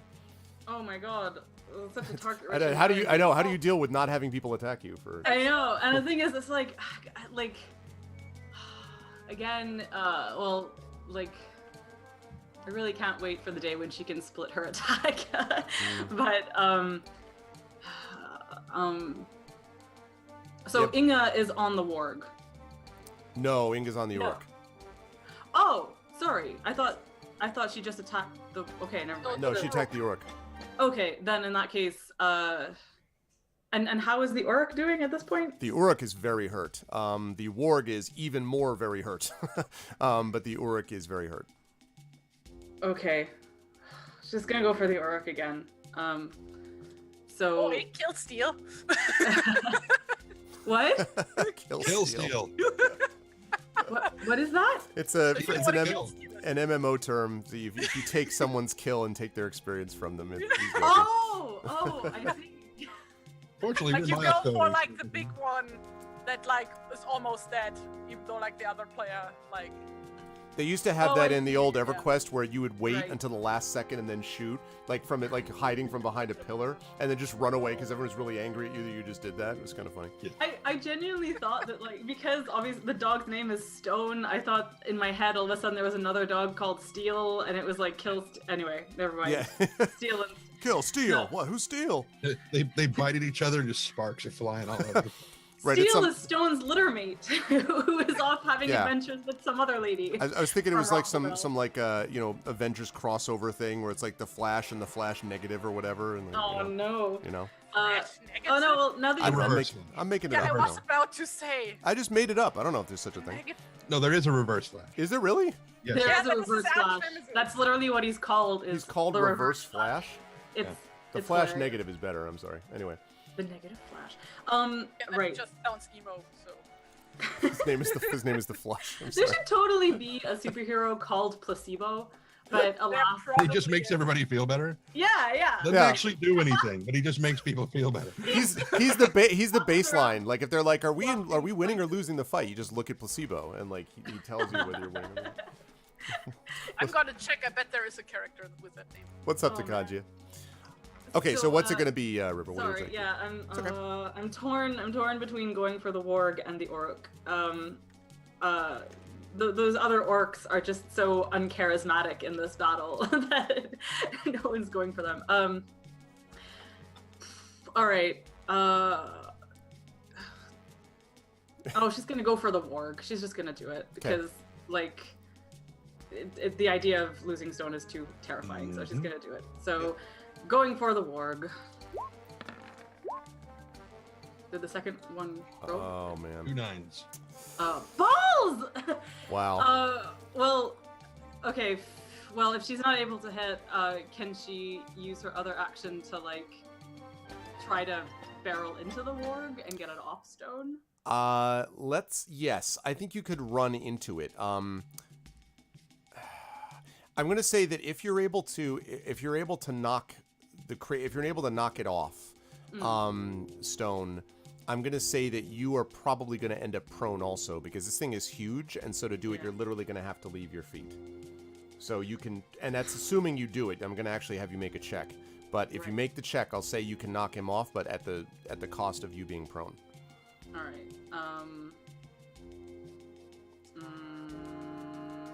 And being prone means they get advantage on you on attacks if you're on the ground with melee attacks. So. Right. All right. Gosh. Yeah, I know, it's a tough call. It's a tough call.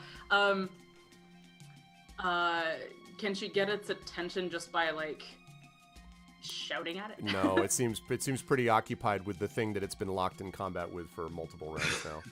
Oh God. All right. Hey you. Hey. You know, like. It's not... Yeah.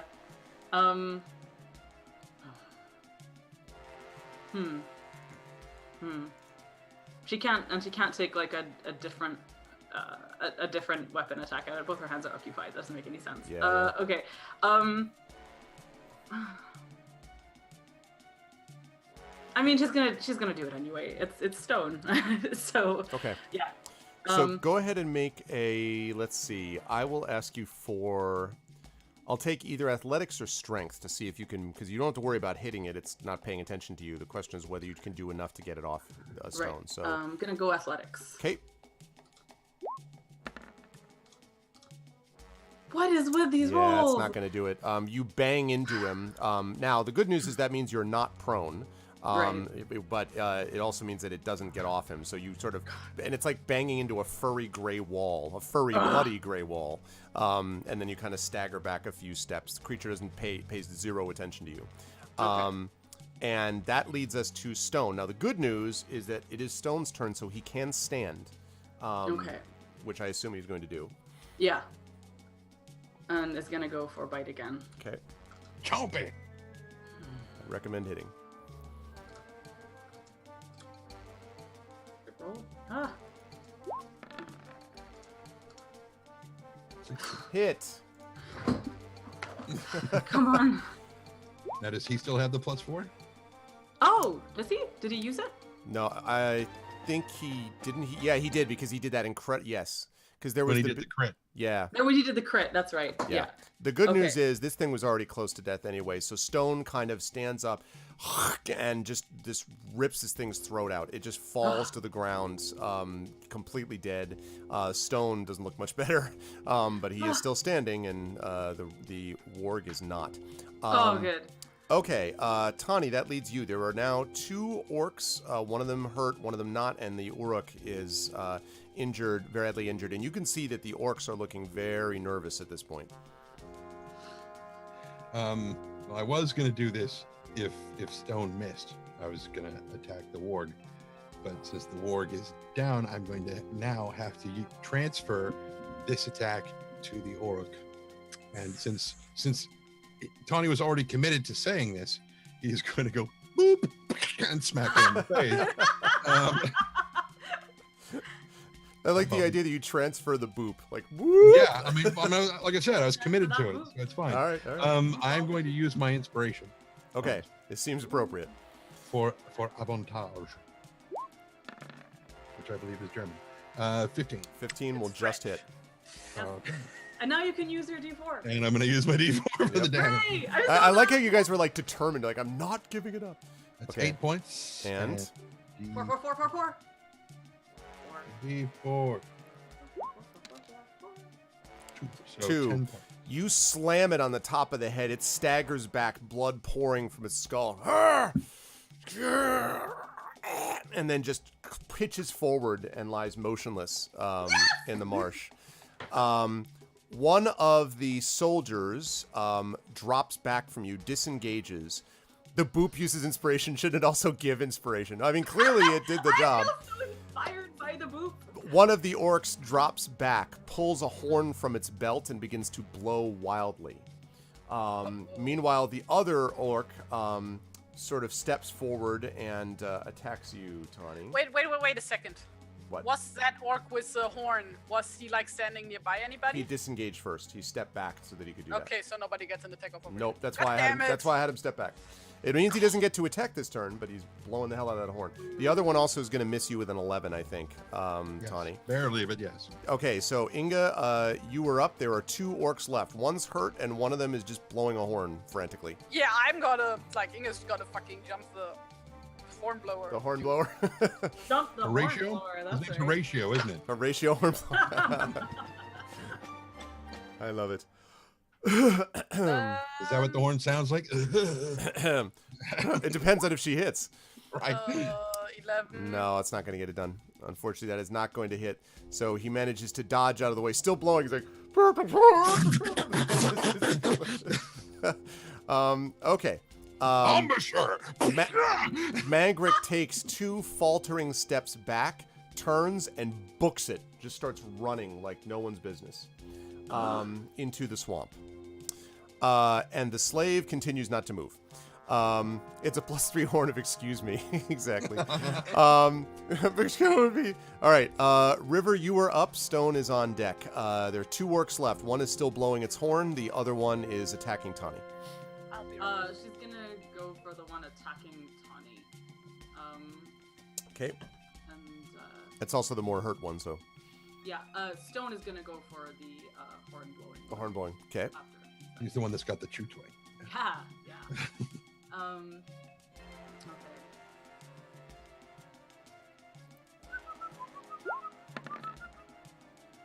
Okay. For God's sake. Yeah, not. Let me see about that 12. I don't think so. Nope. That's just a miss. I mean, she is extremely injured. Yeah, she's very hurt. Like, narratively, this totally makes sense. Yeah. Exactly. Stone is up. And Stone's going for the hornblower. Yeah. Okay. He leaps to the attack. Rah, rah, rah, rah. It's totally what a wolf hound sounds like. Oh, wow. Nice. That's definitely a hit. Bite. Okay. Oh, is the orc small or medium? The orc is probably medium, which means he has to make a saving throw. Yeah, he is medium. Okay. And 13. all right. So you did 5. Okay. Let's see how that works. Yeah, he's going to make that, I believe. Yep. Okay, so he, having rolled a 16, manages to sort of staggers back, but pushes with one arm and basically shoves Stone off of him. And that is going to lead us to Tawny. You've got 2 soldiers. Now, the good news about it is that he stopped blowing the horn for a moment. So that leaves you with one who is fighting you directly, Tawny, and one who is some feet away from you, currently fighting Stone. Okay, so... Question about Stone. Sorry, can Stone attack and leap back on his turn, or? No, if you mean like because he moved up to sort of engage him. If he moved out of the way, the orc could get an attack of opportunity against him. Yeah.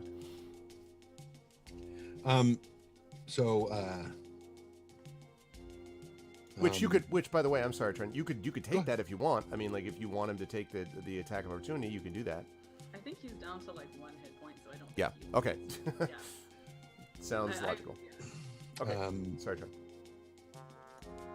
So Tawny is basically just gonna be like, "Excuse me, I need to get to your friend," and just clock this guy Okay. across the face. Okay. But he's gonna be polite about it. Yeah. Yeah. Oh, for as sure. one does. 19. Yeah. Yep. Definitely. Keep that boot train rolling. Yeah. Boop. So that's 5 points. Okay. All right. It is starting to look fairly hurt. Not dead yet, but is starting to look. Definitely, you've done some serious damage to it. It will attack you as it is standing right in front of you, but is not gonna. Actually, maybe it'll hit 13. Yes. Okay. 13 with that spear. 8 points of damage on that spear. And the other one is now engaged with dealing with Stone. You don't know whether it got off enough of a horn call that anyone's going to hear it, but in the meantime, it's going to be dealing with Stone and is going to miss wildly with a 9. It's also dealing with Inga, isn't it? Is Inga still with that guy? I can't remember. Hornblower. Yeah. Hornblower, yes. Yeah. Yes. That's right. So that's true. So it's not going to be dealing with That's Stone. It's going to be dealing with Inga. I'm sorry. And still though is going to miss wildly with a 9. And speaking of Inga, you're up. I would just like to mention nobody was able to hit Inge at any point I in mean, this right? battle. That's true. Inga No one's hit you. I know. Yeah. Plot armor, Go man. for it, Inga. Go for it. Clearly plot armor. This blood armor. It's when a character's so important that no matter what happens, they cannot die. Right. Oh, I like that. Yes, I'm all for that. It's like the immune NPC, you know? Sometimes Are also you referred calling to me as- an NPC? I must admit this. Hopefully not. We already know Lillimon Right, isn't one. She is trying to hit that guy again. Okay. 16. Hits, Please yep. tell me that hits. That definitely hits. Thank you. Do I get any bonuses this round? I don't believe so. I don't think you have any gift, Warden's gift or anything like that. 10 damage! Wow. Okay, and that was the horn one, right? That you were still on. Yeah. Yes. Okay, he's very hurt. Not dead, but extremely hurt. Can Kind she of have this. split the horn down the staggered middle and round. very, Please. you know, No, but Warrior you, kind of- but you definitely like practically split him down the middle. Not quite, but he's very hurt. Okay, Magric is now almost out of sight as he continues to run. The slave continues Oh, not to I move at all. And that leads us to the river. And Stone is on deck. All right, River, you've got 2 injured soldiers now. Right. So she's just gonna keep on the one that's on Tawny, and just keep trying to hit it, basically. Okay. Again, drawing a deep, more ragged breath, but she's so determined to actually land a blow on this asshole. Okay. Yeah! Yes, those will both hit. Thank you. Incensed by Magric's retreating figure, she takes out all her frustration and rage on these on this asshole. And it was on the less hurt one, I'm sorry, or the The one on Tawny. the one that was on Tawny. Okay. Yeah, you slash him. Oh, he falls back in the mud, dead. And that leads just the one. Stone's gonna go for him. Okay.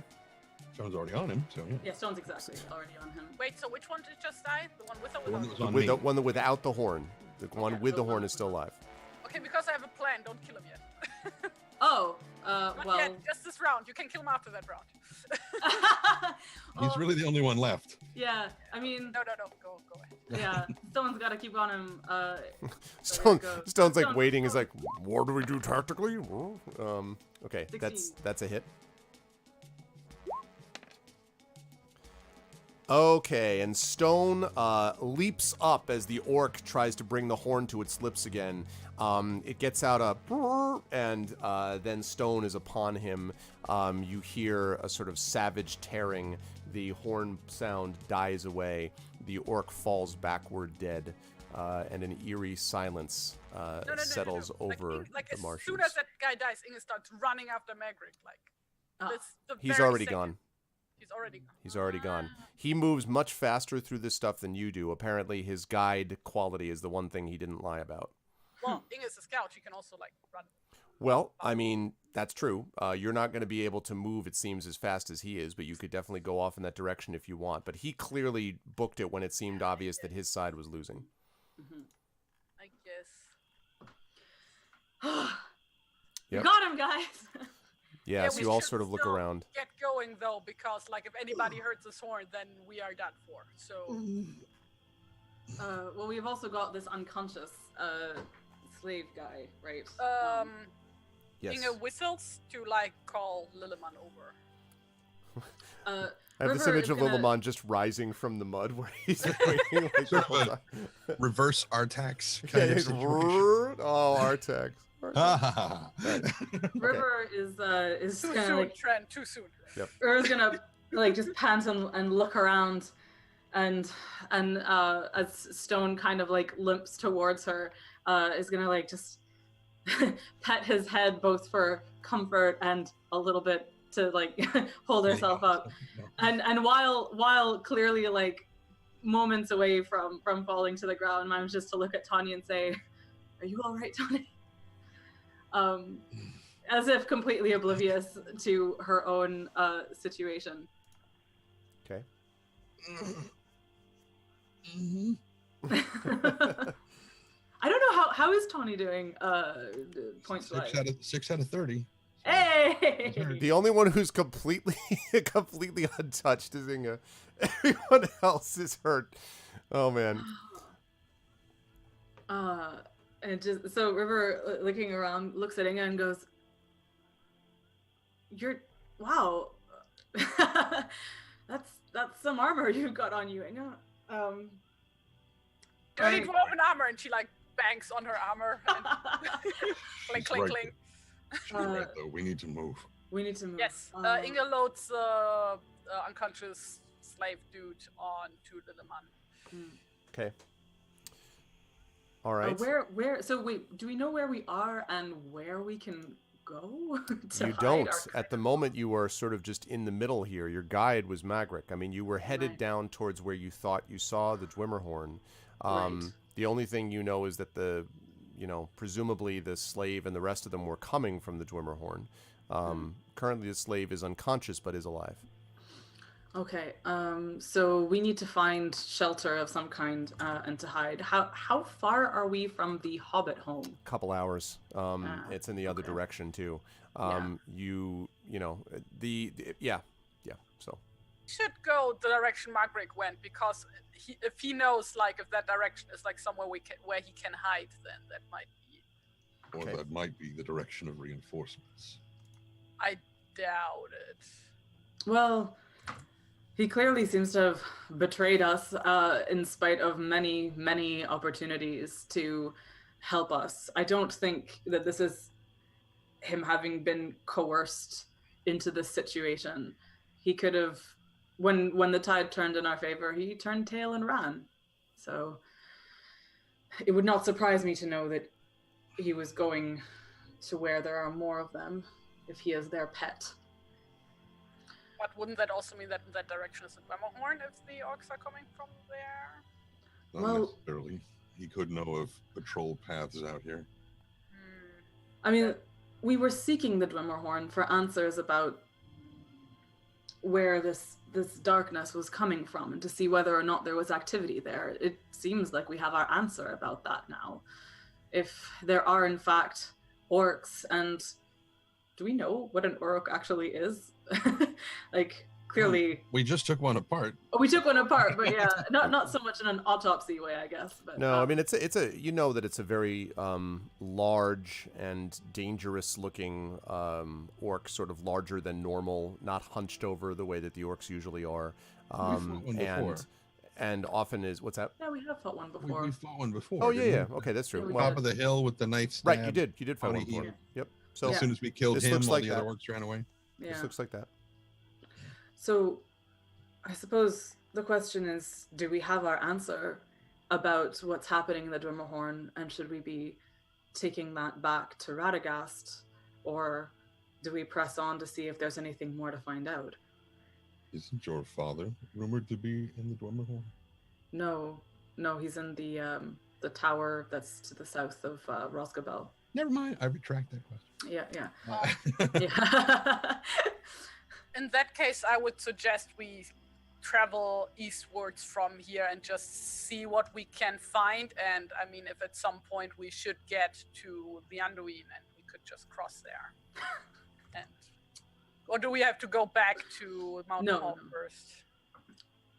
I don't. Do Do we? we have... I don't remember. Arv, can you recap for us Sure. our You- I have to go hierarchy of back. allegiances here? You were sent. Originally, you were sent by Radagast, but Harfast actually asked you to sort of find word of his people that had been lost in the Gladden Fields, and said that the Dwimmerhorn had been the place where he would expect darkness to be coming from. And since some of his people had been lost there were stories from down there.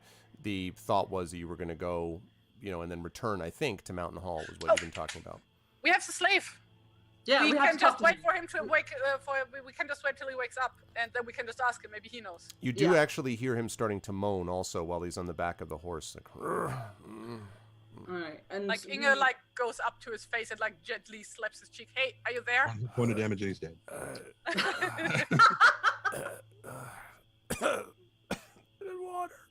water. Yeah, Inga gives him water.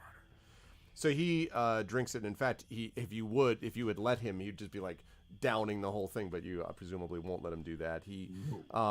So he drinks a little bit, and then do you get him back down from the horse then? Because he's kind of like slung yeah, over as a soon little as he more. looks like he can stand, then she's like gonna. Sort of with help. I mean, it's more Yeah, like he can maybe that's sit, upright. I guess my question is are we as close to some kind of cover as we can be? There are the rushes, but there's not a lot. I mean, there are tall grasses for sure, but there's no in this area that's mostly just marsh and water and reeds. There's not obvious trees or things like that you can see at the moment. So, I mean, the best option if you wanted to stay hidden is to stay down. If you stay seated or sort of below or, crouched, then you wouldn't be able to be seen unless they stumbled across you or were led to you by smell. Well, either way, we should get out of this specific spot because this is where the horn was blown from. So where do you want to head? Maybe like the opposite direction of which Margaret went, kind of? Yeah, which way did he go? He went to the southeast, so he basically went this way. Mm-hmm. Oh, it is like he's going. Oh, yeah. I see. So maybe we can just like go straight east? How does that sound?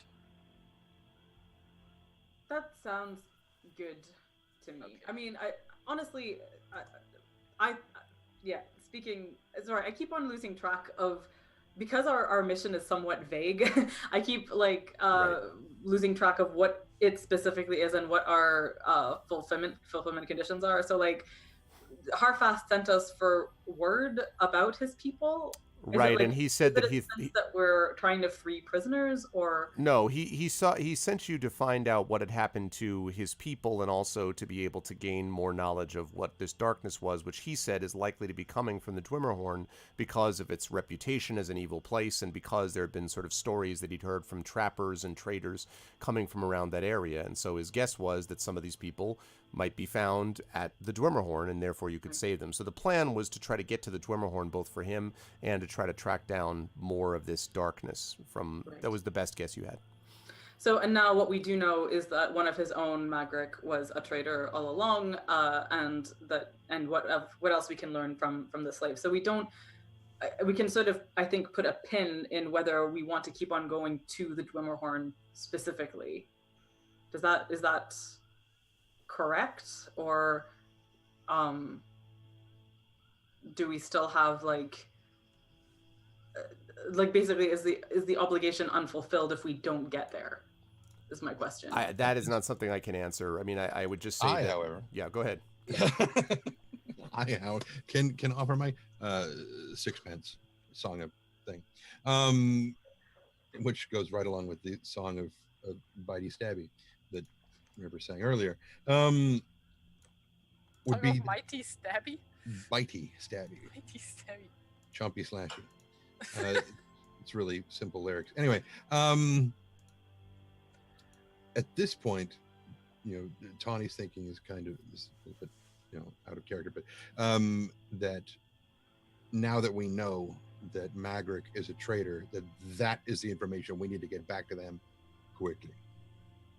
That if he's been guiding people out here, he's probably the source of their disappearance. This is probably not the first time he's done this, if he has acted as a guide before. Then maybe let's start moving north until we get like to the River Gladden, and then we can just go like from there backwards, like back to the So it's nighttime right now. Mm-hmm. I think that we can. Okay, what if we just move? Seems to be silent around you, by the way. Like there doesn't seem to be any sound other than the sound of crickets. But we do need to move somewhere, though. We don't have to keep moving into one direction, but we can't stay here. That's I think that what our plan should be to just move into like slightly away from where we are, in the rushes, and have a short rest with the escaped enslaved person.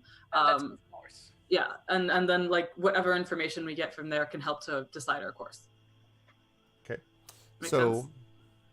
is that what you folks will do? Yes. Okay. So, so you do this. You move probably a good 10 minutes or so away from that spot until you come to a place where you think is relatively untrodden. Again, damp and marshy and uncomfortable like everything around here, but at least it's not hot because of the lateness of the season and so forth. And as you sort of sink down below the grasses, you get a chance to take your short rest. So let's take care of that first, and then we'll deal with what happens with the slave. So, so now you have a chance. Earn some hit dice. You have I was just gonna say, now you have a chance to use your hit dice. Yep. All right. So, this is yes. We've never done this before. So the way this is going to work is, so you've got, you should have 4 because you're level 4.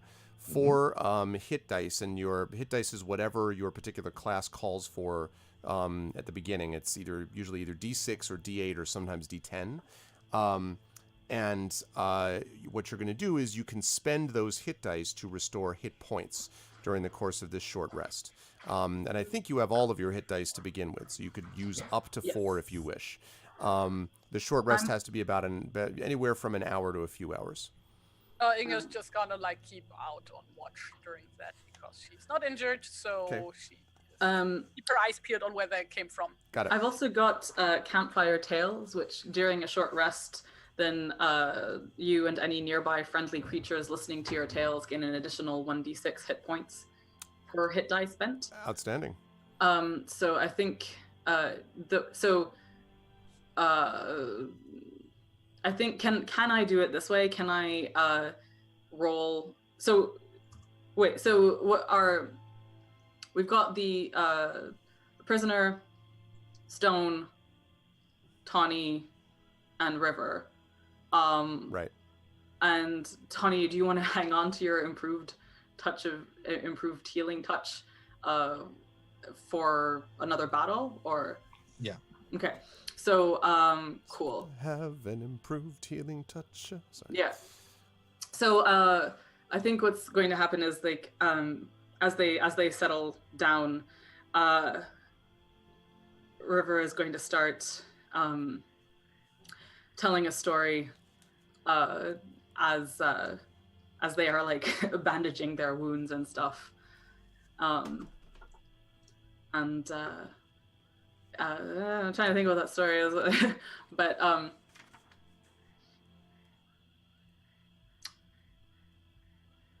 and silence for a second as I try to figure that out. So while you're doing that, I'm going to go ahead and roll my hit dice. Yeah. So I'm going to spend 2 hit dice right now. In fact, I'm going to do that too while I ponder. 2. Oh, And geez. you said it's a D6 per hit dice. Per hit dice spent, Yep. yes. So that's the ones that, yeah. Okay. 2d6. So 11 so far, and waiting for the 2d6. Prisoner should join the party is John Doe, the unknown.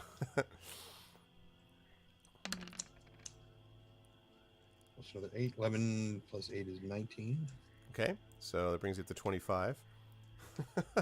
We had to go to Shelbyville. To do that, we had to take the ferry, which cost a nickel. In those days, nickels were called bumblebees. Give me 5 bees for a quarter, you'd say.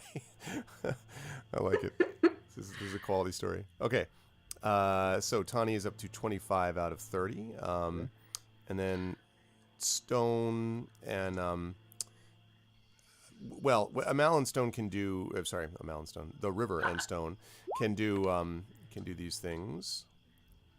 Okay, so... 1 second. I'm going to do the hit dice part for... so that's... plus 5. So note that you have 2 hit dice left, Tren. Yeah. And Tren's got 2, and you're going to use how many, Amal? I just used 2. Okay. To bring me up to 18 out of 32. But... I have you at 17. Is that not right? You were at 5 out of 32 and you rolled 12? Wait. 7, 12. Plus 5, 17, Was I at right? 5? You were at 5, yeah, definitely. Oh, okay. Then never mind. Sorry, my math is bad. So yes, one. Not as bad as mine. Okay, so 17 out of 32. Okay, and now you're rolling your extra 2d6. Do I get them? I'm curious, actually. Yes, Yes, you you and Annie. yes. Yep. Great. So now I'll roll those 2d6 for me, which will just be off the side. Yeah. 2d6. Yeah, and I was looking at this. I don't think that this gets used up, this Campfire Tales. Does it not? I don't think so. You can help revitalize if you tell tales during a short rest. Now it only goes along with hit dice, so you can't just it doesn't work if they don't have hit dice left. But you can use Campfire Tales more than once, which is That's pretty good. great. So that doesn't actually use my Warden's dice. Excellent. Yeah, I don't think so. Hooray! I've just never used it before because we've never been hurt during a short rest. Yep. Excellent. But like I say, if they run out of hit dice, then you can't heal them Right. without that. So Cool. Anyway. So 2d6. Additional happiness to be heard by this. You have a pool of healing tricks and techniques that replenishes when you take a short rest. Yay! nice. Does that mean you get those healing touches back? Yes, it does. Wow. That's Really? Okay, great. You're just like a tank, but for healing. That's amazing. That's crazy. Well, he was and I almost get- a dead tank right there. Yeah. So and for I'm just looking at stones. How stone doesn't have hit dice, or does he get replenished the same amount that I do from my hit dice? I would imagine that Um, his hit dice work the same way yours do. Because he doesn't have a listing for hit dice that I can see. Above the top, does it say what his hit points would be? It's the formula is owner's level times 4. So So then So when he's he's at probably full- so if it's owner's level times 4. So he starts off at 16 usually. Right, but he started with 4 hit points, right? Basically. Yes. Okay, so then I would say that you're looking at a 1d4. So you can that's what he would have, and he's level 4 like you, so Right. he can roll up to 4. D4. Pit dice, basically 4 Okay. 4d4 he can roll up to, and you get the 1d6 per one Right. of those that he uses. Okay, so I'll roll the cool. And he's at 1 right now. Yep. So I'll roll the 2 d4 for him. That's awesome. And should have rolled them separately. Yeah. Oh, well. And then I'm going to do the d6 separately, actually. So then 1d6. Yay. Okay, And that's 9. 2d6. Okay, so he's up to 12. Okay, that's not too bad. Okay. Um, And you're 22 out of 32. Stone's at 12. Tawny's at 25. Inga is fresh as a daisy and no problems at all. Lilimon is dead. Lillimon is Lillimon's a 2 out of 20. No, I'm just kidding. Okay. It's So vampiric healing, much like what the Orc was doing. so So, as the slave, I assume you're using the right. You're also healing the slave. Oh River, I yeah, assume, of in course, this? yeah. Well, he gets the hit dice. As she's winding bandages, she starts telling a story about. She starts by saying there are many stories of terrible and terrifying spiders, but there is one story about spiders that is good. There is a story of a great grandmother spider, and that she brought light to the world by weaving a basket of her silken threads to catch and carry light from where it was hidden somewhere in the deep darkness of the world. And she managed to swaddle it like a baby and carry it up into the sky. And many others had tried this, but none of them had the tenacity of Grandmother Spider, who, though her body were burnt to a cinder as she was doing this, still managed to bring the light up into the sky for all the world to be warmed. And that is why we have summer. As she starts telling the story and just swaddling wounds and things like that, she'll like specifically try to focus her attention on the escaped prisoner. And yeah. The escaped prisoner, by the way, is clearly a woodman. Although you do not know him yourself, River, you can sort of see that he looks very much like one of your kinsfolk. And As you sort of speak to him and tell the story, he listens, his eyes brighten a little bit, and he sits up and he says, "You have a good way with words, ma'am. And I'm grateful to all of you for helping. I thought I was going to rot there." How did you escape? Or sorry, no, never mind. She wouldn't say that. They were driving him, right? Well, you don't even know where he was yet. Yeah. But What is your name, sir? my name is Walar, ma'am. I'm one of the woodmen from Mountain Hall. We were sent to find word of you. Were you captured? Obviously you were captured. How were you captured? Aye, that treacherous beast, Magric. I knew him when I saw him, for it was him that brought me into thrall. He told me that he had a cache of treasure he'd found in the marsh and he needed me to recover it. We went into the Gladden fields, and there he was, along with the orcs you just saw. He handed me over to them, and they took me to the fortress.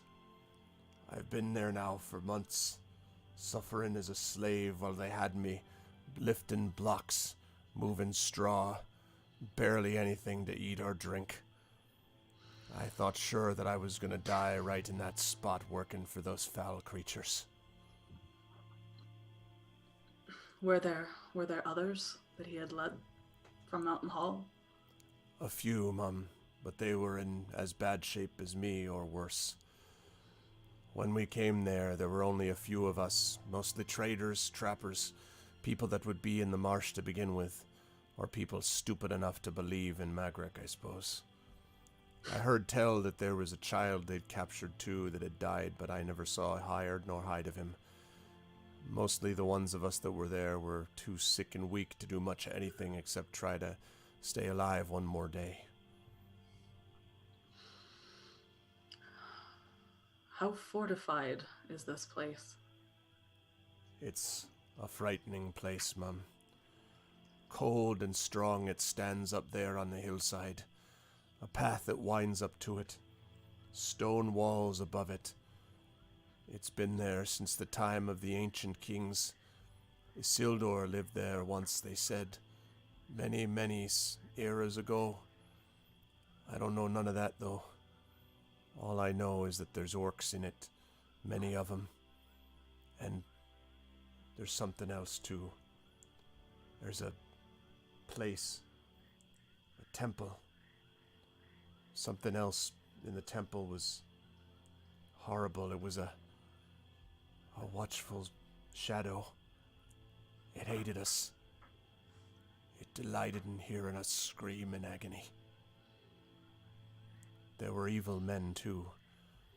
They spoke to us in our own tongue and mocked us, and said that our time was coming when we'd be put to the block, and that we should be glad we were helping bring back a second age of shadow.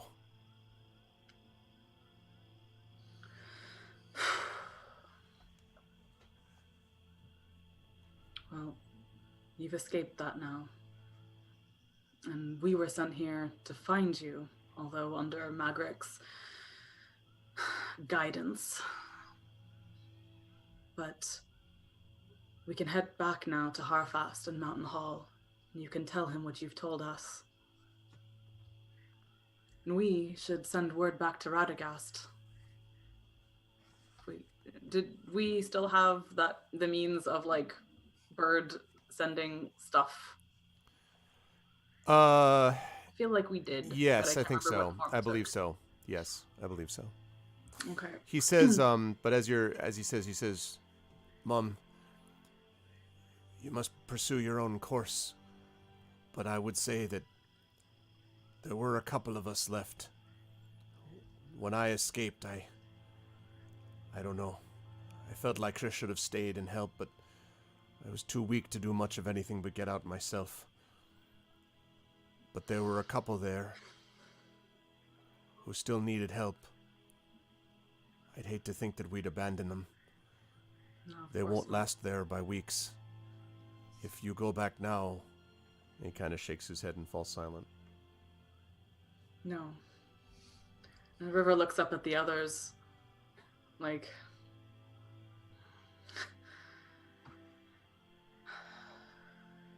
suppose we're going to keep going to the Drummerhorn then.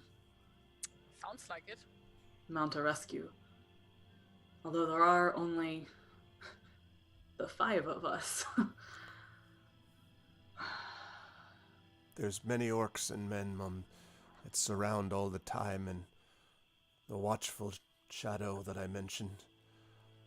And the temple that's there, there's something inside it. There's whispers from within.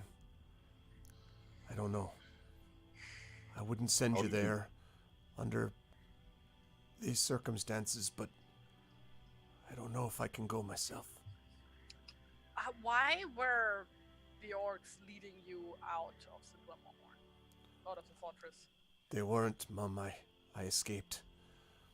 When I was repairing one of the side walls, I saw there was a great path just down the side of the rock, the far side from the main road. I waited for weeks until I had my chance. 2 of the orcs started fighting over something, and while they brawled, I jumped over the wall and climbed down the cliff. I nearly fell, but luck was with me and I reached the bottom alive. But a sentry spotted me and I fled, and they'd been on my heels ever since. I ran for nearly a day and a half straight until I found all of you. Sorry, John. When was the last time you've eaten? Sorry? When was the last time you've eaten? He sort of thinks back. If you call what they give me food... Well, like, while he's, like, still finding his words, Inga starts to, like...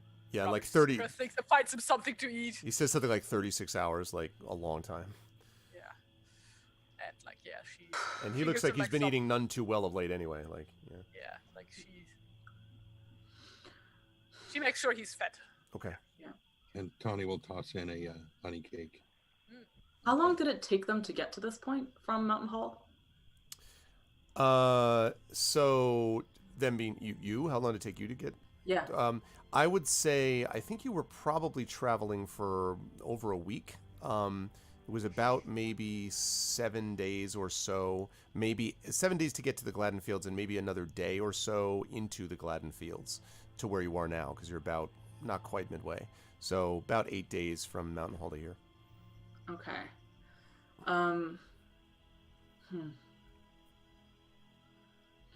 It would be suicide to go in there alone. We should send word back, send word to Radagast that we need to launch a larger attack on the Drummerhorn, because this is not gonna... Right.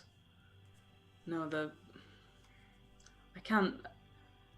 trying to think if there's a way for us to infiltrate it somehow, to sneak into it. If you... And he nods and he says, there's many guards, Mum, but it is true they mostly just look at the main road. That's how I was able to get so far down before a sentry spotted me, curse the luck. If it hadn't been for that, I might have actually gotten away clean. There are lots of them, but I don't think they expect anyone to go into the Dwimmerhorn, at least not of their own will. Do we still have the storm, or did Robar take it with him? I think Robar took it. No! Second reason you'll punch him in the face. Yeah, I mean, well... He might have left it. I mean, that's up to you. It. He might have left it for you. I don't know, actually. Interesting. Wait, did we actually take the storm? I thought... He did. He did? Yeah, he's got it. I thought the storm was the thing that we wanted, that we didn't take. Did we take the storm? I thought we took... He was going to use it when he announced his heritage. He was going to throw it down. And... No, that's what I said. Do you not remember? Right. Like, I said that would be the most awesome thing, but I thought we took a different thing instead. I thought we took the potions instead or something. Yeah, that's true, actually. Which yes, reminds me, I have the potions. Which reminds me, you do have the potions. Yeah, he wasn't going to give you all of it, so that's right, actually. Yeah. But he did. He wasn't going to, but he did because he loves us. Yes. Yeah. Mm-hmm. That's right. So we don't actually, we don't actually have an awesome. Clip that. You heard him. He said, Yeah. Because a storm would be awesome right now, but I don't think we do have it. But remind me what the potions are, because that would have been a good thing to remember too, as we were regaining hit dice. Also, Inge still has the box with like the magic speed dust that Radagast gave us that made us run faster. Oh yeah. Not reed Um, mace, was it? That wasn't a What? single-use thing. That wasn't reed mace, was it? No, it wasn't reed mace. It was dust in a Good. box. Good. A wooden box with dirt in it. right. The The so bottle is one I bottle got a hit dice jar of restoration. dirt. I got a jar. One sip restores 1d4 hit dice. Ah, okay. I have 6 drops. right, and one thing that was important was he made very clear not to have more than one sip because it's this potent alcoholic beverage that. Right. So yeah. That's And the I thing. was this close to just grabbing Stone, tilting his head up, pouring in one drop, go swallow it, No! rub it through, go swallow it. Oh, yeah. And so, can we get 1d4 without suffering ill effects? Oh Or yes, just- yes. If you can sip from the flask once a day, each of you, until it's used up, and restore 1d4 hit dice. That's important, not hit points, hit dice. Ah, right. So, but that's valuable, obviously, because you've already used several of them now. And as you all know, long rests are not happening since you're not anywhere near a sanctuary. So, Right. so it is of value. Great. Yeah. Yeah, I was Okay. very close to using that during the fight, Hmm. not just for Stone, but also on the river. Well, you could do the same thing with the river. Swallow it, swallow it. Well, Just like- maybe not that part. Yeah. Like, But I mean, again, during a fight, you're giving us a hit die. So during a fight, can yeah, we it actually? wouldn't matter. It wouldn't have mattered, Trent, because hit dice wouldn't have made a difference. It gives you we back can't hit dice, roll not a hit die points. during battle, can Right. we? That's correct. You can't. Not hit dice. Right. This would have been useful now. Like I mean, that's what it's there for. But Cool. Cool. And he's also Willer has also regained like. yeah, while there is, I mean, you don't know what a hit point total is, but he's definitely looking much better. Yeah. Right. I mean, he has regained from the campfire tales thing also. Cool. Yep. Okay. And he's 1 point of exhaustion less than he was before Yay! Of course. so- He would need that for sure, actually. because Yeah. of the honey cake. So because yeah, of the yeah. honey cake. No, he still looks not in great shape, but Oh, much no. better than he was. So Okay. So our inventory right now is we've got draughts that can help us heal. Do we actually have the magic dust that helps us travel faster? You'll have it in my inventory. So I think what we're talking about there, though, is this travel blessing, which is what the dust was. But the benefit of that, though, Inga, was used up when you guys got to Mountain Hall. So Right. you used That that was up to the, that point. um, Like I That thought, was like the- the idea was like we get like that you put some on us, and he was like, here, in case you need more, take this box. Because Yeah, but that's true. But that was used up in the process of travel. So the Okay. box is So empty. we You still have the get there. box, but the dust is empty. And that's It's a lovely box. and that was the thing that gave us advantage on all checks, so long as we were so long as we were on that journey. On the wisdom survival checks, right? Yeah. That's right. But that journey is now concluded. So what you yeah. have available are these Mirkwood cordials, is what they're called, and which are those things where they hit dice, and then your own talents and abilities. Right.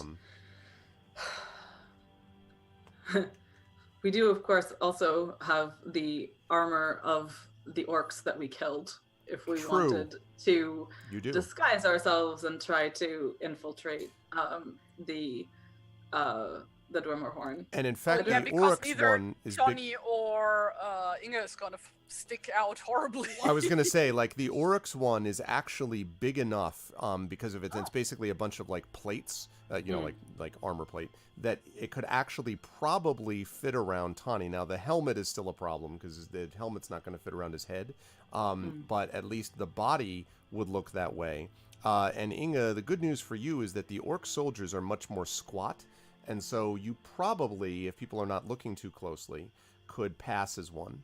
Well, because that went so well the last time we attempted Well, it. I think it worked fine. You were in the middle of a hall and sang some songs, and it was great. Yeah. Yeah. And same for you, River. obviously- There's same for you, River. Now Stone is another issue, and Lillimon for that matter. But Wait, so were these soldiers like all orcs, or were they also humans? they were all orcs and one Uruk. They're Okay. all orcs and one Uruk, and one of us could always be a prisoner being brought back. Yeah, the classic Chewbacca and Star Wars move. Yeah. River is like, I don't know if this sort of plan has ever worked outside of stories, but there are so many stories of exactly this sort of plot. But I confess I'm not sure what the best course of action is. We can send word back to Radagast. I don't know how long it will take for him to receive that word, or then how long it will take for him to send us any kind of aid. We are still over a week away from Mountain Hall, and we won't have the benefit of a guide this time. Although, Waller, how well do you think you would know the way back to Mountain Hall? Waller says, I think I could probably find my way back, Mom, even if I were unconscious. He kind of chuckles slightly. He says, that said, I'm too weak right now to go much more than a hobble and a wobble, I think. But if need be, if you leave me just a little bit of your rations, I don't need to eat much these days. And he kind of looks down at himself ruefully, and he says, I could stay here in the marshes and find a way to stay out of sight and wait for you to return, and I'd be able to see when you were coming. I could, as long as you brought me close enough where you could see the Dwimmerhorn, I could see where you were coming, and then when you come this way, then I find you, you find me, and I could guide you the rest of the way. I love that Waller is vaguely Australian now, but that's great. Really confusing for me because I keep thinking I'm hearing. I feel better now. Yeah. Sometimes this happens when you go through exhaustion, Mum. Yeah. Do you know the Hobbit home? Not exact. Oh, you mean the one at the camp? At the beginning when you first come into the fields. He nods, says, many of us do, Mom, yeah. You could always have more shelter there, I suppose. He nods, he says, that's a ways away, though, but yeah, I could try to make it. What do you think, Tawny, if we're going to mount a rescue, it is just us and Stone. This sounds like suicide. I do wish Robar were with us. Yeah, not just you. Flying enemy has the suggestion of setting a giant fire at the other end of camp as a distraction and going in the other side. See, I was going to say that if we could get in there with enough cooking oil, we could blow the entire place up. That does seem to be how you guys roll eventually. Explode things. No, I would say, I mean, like, there would be one other idea I would have, but that also sounds very risky. That is, we send word to Radagast, we send Valor back to Mountain Hall, we try to infiltrate the place, try to stay alive either undercover or even if they capture us, either way stay alive, and wait for reinforcements to appear. And while we make sure from the inside that we can cause as much damage to them as we can and try to keep the other prisoners alive. But that would be absolutely super risky and stupid. And I don't know.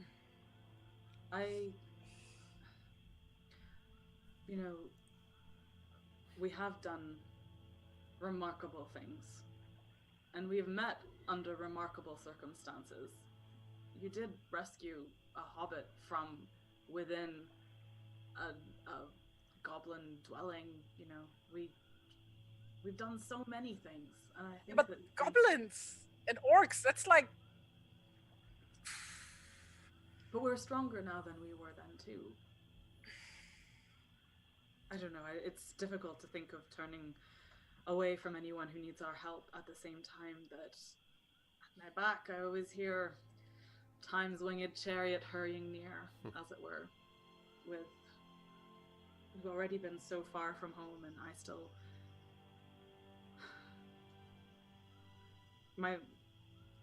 I don't know how to think of my father right now. I don't know if it is better to think of him alive and laboring under the same conditions that these people who are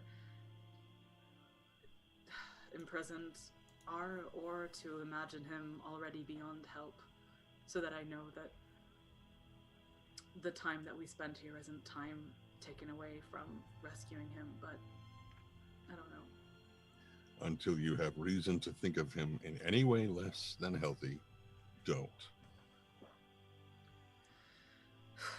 To do so is to burden yourself unnecessarily. He would want us to rescue. He would want me to rescue anyone who I could. I've got to believe that. So, if we can sneak our way into this place, Waller, you can tell us everything that you remember about the inside of this place, correct? He says, "Yes, Mum. Unfortunately, it's kind of burned into my brain, as you might say." Can you draw some map of the place? He per nods. chance? Like, and Yeah. Inga gets like something to write out because she has everything. A pen buried in the cheese. And just... I mean, there's a reason why she has a pack pony because it carries all her stuff. And we could, I suppose, if we could, Waller could stay with Lilimon. Yes, that was the idea, that Lilimon goes back with Waller. Do not eat Because the the horse. orc, yeah, exactly. Because the orcs will eat the horse. That is not gonna happen on Inge's watch. So Exactly. And the question is, what about Stone? River looks at Stone, like. I mean, we cannot possibly pass him off as a warg, so That's true. He looks And up at I'm you, nuzzling not his head.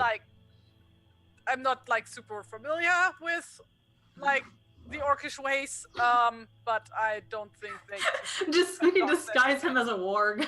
I'll just Just skin put the skin warg. over it. I mean, look, crazier things have happened. He's the same size. I mean, he's not quite the same size, but...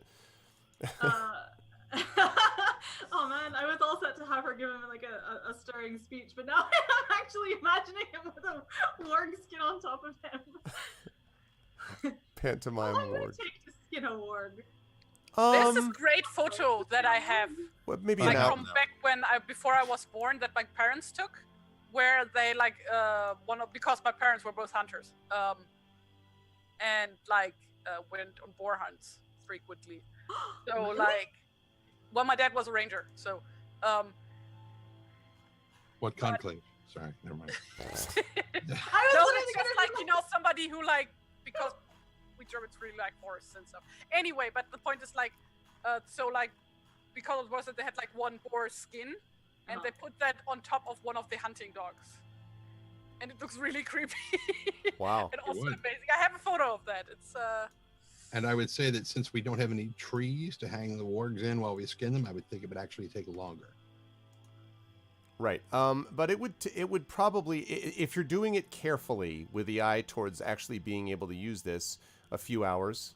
You could skin even a large creature fairly quickly if you don't care about how, but if you want to make it semi-believable, it would take you a few hours to do. But Waller offers to help as much as he can. And we won't need to tan it or anything, right? Right. It is just No, gonna I be don't think so. bloody Especially because you're not going to be smell. using it for that long. I mean, eventually it'll start smelling like all get out. But I mean, And we're how covered far with from blood anyway, so. We're like a day's hard march away from Drummerhorn, or he was running and had somewhat of a lead, but he was running while still exhausted. So for him, it took about a day and a half. For you, probably a little less than a day if you move with some rapidity. okay. Yeah, because with that level of exhaustion, he'd have been moving at half speed. Right. Mm-hmm. Well, all right. So The other option is I just keep Stone over my shoulders like he's some kind of... trophy. Right. this is gonna go horribly wrong. No, I've carried Lilimon like that. It's... Oh, you mean that... It's true.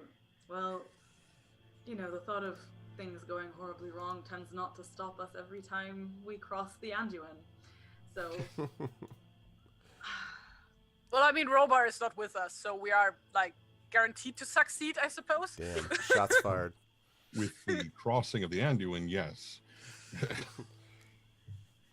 Well, we also absolutely succeeded at crossing the last river we crossed, so So which we're was due not for- the Anduin, but True. just saying. Well, So are we doing this? Are we really doing this? We are gonna disguise ourselves as orcs and gonna try to infiltrate a fortress full of countless of bloodthirsty. Ugh. Therein lies some advantage. They are bloodthirsty. They are prone to infighting. If we can trick some of them into attacking one another and just brawling, it'll make it easier for us to get in. We grab some of their spears, if they have any of their arrows. We make it look like they're attacking each other. They'll start fighting each other, and that gives us a better chance of getting in unnoticed. Waller nods and says, "Aye, they practically fought each other day and night as it was.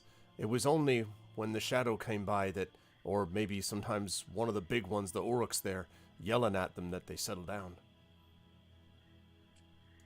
What if we try to kill the Uruks specifically and make it look like one of them did it?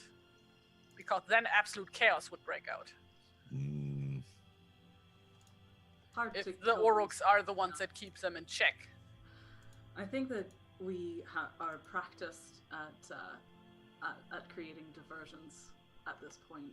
I think that if we look over this map and discuss this a little more, we can figure out a plan of attack. But before we do that, are we all committed to doing this? Are we committed to going in and rescuing whoever is still left of Mountain Hall's people? We'll then have a week's run ahead of us to get back to Mountain Hall, depending on the state in which we leave the Glimmerhorn, I suppose. And we will have charges with us. We will. Exhausted charges with us. Don't suppose you know a way to call the eagles, do you? I could. I don't know if we are within their range, but we may be a little bit too far south. Maybe. How would you do that? Well, he was given some method to call the eagles. Yeah. Of course, calling the eagles in order to rescue some woodsmen. might Yeah, be that's a bit of a dicey proposition. Well, I mean, could Valor technically call them if he would start traveling north? This is specific to Tawny. They So owe him a eagle is his patron. yeah, right? they owe him a debt. So if they showed up, and even if they could, like, they'd be like, I'd be like, so I know this guy, and they'd be like, like, fly away. Well, Linodon would be with them. That would be recognizing him. I think his name is Thonany Tawny beer, Thawny, Tons of beer. Thawny Is his- bear, Tons of by air, whole lot of beard. Something. So, and Waller actually, he says, well, it looks like the night's gonna lead you the way you want to go. And he points, and you can see that the moon has now risen, and the clouds have, there was some moonlight before, but the clouds have now passed. It's now, as you know, darkness. It's now nighttime, and so the moon has now shines clear over the marshes. And as you look into the very far distance, you can see rising up. Let's see if I actually have this to show you what's rising up. Blagothka! No. Blagothkus, yes. Blagothkus is definitely rising. No. You see rising in a long way away the black rock of this great fortress, which is looming out of the mist, rising well above the misty plains, the marshy plains which surround it. And just from this distance, you can't see many details, but you can just see on the very top of this rock where the fortress is the faintest flickering of greenish light that every so often flickers from the top of this fortress. And suddenly we're in the Great Gatsby. Yeah. And Waller looks at it and shakes his head, and he says, There it is. Your destination. And maybe my people are there too. And he lowers his head, and with that, we will bring this session to a close. Next time, you will be apparently going as disguised orcs and wargs. I can't wait. Super exciting. Good stuff. He's a real ray of sunshine. Well, listen, Flying. I mean, if you were just in prison for the last 6 months inside Alcatraz, I don't know that any of us would be at Rikers, right? Just jump into one of the tour groups and sneak out. It would be great. This was a lot of fun. The combat was obviously very tough. Obviously, it was meant to be so. But you survived it, even without Rabar. Barely, but you did survive it. So I will start, as per usual, with Amal at the bottom of the column. Thank you, as always. Good stuff from the river today. Nice work with the campfire tales as well. How did you feel about the session, and where will the fine people see you before next week, when they'll see you here? I really, really, really enjoyed this. It was tremendously cathartic after the rage of last time. I mean, cathartic to an extent. I really would like to slit Magrick's throat. Yeah, but, you still lost that son of a bitch. Yeah. River is not quite as bloodthirsty as I am, but but nevertheless, it would be great to get to see him suffer for what he's done. But that was really delightful. I was amazed to see how Tawny, I had no idea that this much power was at your disposal. It's really kind of delightful to go into a battle knowing that River gives 0 fucks and is just gonna throw herself at it regardless of I mean, I'm very aware of the fact that they could have surrendered and would have gone into the Dwimmerhorn as a consequence. There was another version of this adventure where they could have been in there and it would have been them as prisoners trying to bust out. But I mean, River was, after the last time that they surrendered, which admittedly was in a dream, in a dream where they ended up in Angband or something. Not Angband. No, Dol Guldur. In Dol Guldur. There's just no way that she's gonna do that again. So she was gonna, she was totally committed to dying in this fight, as she always is. But the fact that Tawny could just be like, nope, twice, is really amazing. Yep. So anyway, it was delightful. I really, really enjoyed that. I really just everything of it's still a perpetual source of amazement and delight to me that I can find a session-long fight as engaging and lovely as this one was. So it was very satisfying. Also loved having Stone get to be MVP where damage is concerned. Yep. But yeah, so where can people find me? I am home for the rest of the holidays. I am not planning on going anywhere, but a really exciting thing happened that I want to tell people about, which is that my novella collaboration with Max Gladstone called This Is How You Lose the Time War had its cover revealed last week at Barnes & Noble's blog, and pre-orders are now open for it. So even though this book is coming out in July of next year, you can pre-order it now, and it is my birthday on Thursday. So if happy early birthday. Thank you. So if anyone Can't do that. That's bad luck. What? What? What? My birthday is bad luck? No. Wishing a happy birthday early. In advance is bad luck in Germany. Oh, come on. Oh, that's Cannot true. do I could that. die between now and Thursday. That would be bad. But if I don't, if you were of a mind to, give me a birthday present, I would encourage you to pre-order this book, which is about, it's an epistolary spy versus spy adventure across time and space.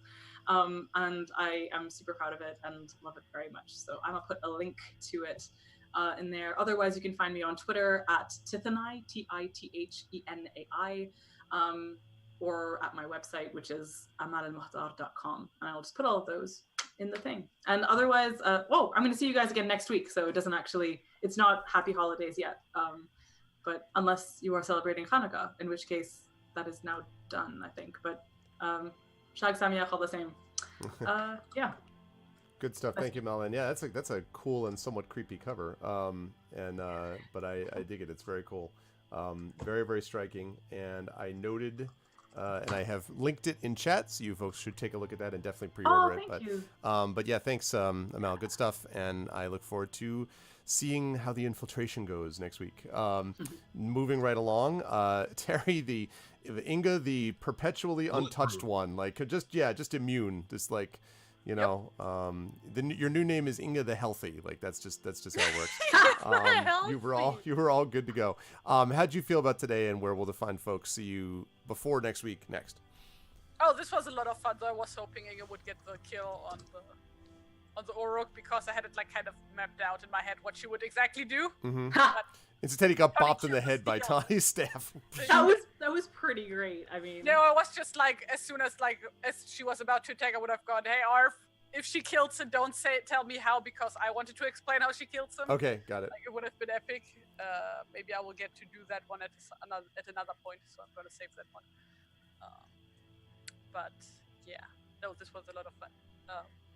As always, I really love these sessions. So good. But yeah, where can people see me the next time? Like here. Okay. Same bed time, same bed channel. Yeah, also like I have a bit of news because like as most people watching right now have probably heard that Tumblr started to commit suicide systematically. So I am intending to slowly move off Tumblr because screw that site. Sorry, but yeah. And currently I have an account at Pillow Fort under the same name again, always Taritoons on all the social media. So currently the website is still in beta, and I have not gotten to post everything there yet because I have a huge backlog of like several years of drawings. I already posted like probably about 500 pictures or so on that account. From like the past years. But yeah, if at any point you decide to have a look at Pillow Fort, please do follow me. That would be sweet. And other than that, I'm on the Twitters, and for now, still on Tumblr. Like, I'm not abandoning the site just yet. And yeah, basically that.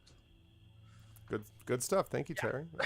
Definitely check out that stuff on Pillow Fort, which I continue to. Oh, pillowfort.io, if anybody's Pillowfort.io. I continue to love the name of that site. That's awesome. Anyway, good stuff, and thank you. Good stuff today with Inga as well. Robar, who is sorely missed by his companions to the extent where the punch in the face will be epic when he does return. But Robar, of course, Staunton is played by our good friend Will Jones, who will be back with us in January, and he is very excited to return. Assuming that everyone survives, they will see him in January. But I am looking forward to how that's all going to go. But you can find him at the moment in Encounter Roleplay on Twitch. And then last but certainly not least, someone who was extremely effective in both healing and bopping Uruks on the head. And I guess that's what happens when he's fueled by 150 billion grams of sugar and cranberries. And that, of course, was Tren. Good stuff today. How'd you feel about the session? And assuming you haven't collapsed from a sugar coma yet, where will the fine people see you next? I believe next would be right back here. I think so, yeah. Because D&D isn't until the week after. But maybe our vocalist. It depends on what's going on with maybe our vocalist. But anyway, for Christmas Carol.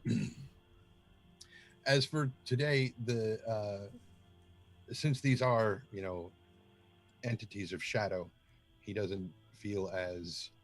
I mean, he's effectively compelled to do it, which is as terrified as he is. He hasn't said it yet, but he'll say it next time.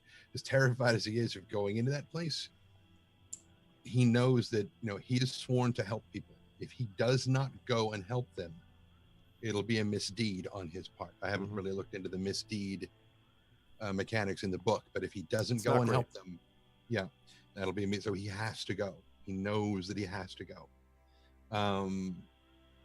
So he's a little, but he's hoping that getting dressed up for Orcaween and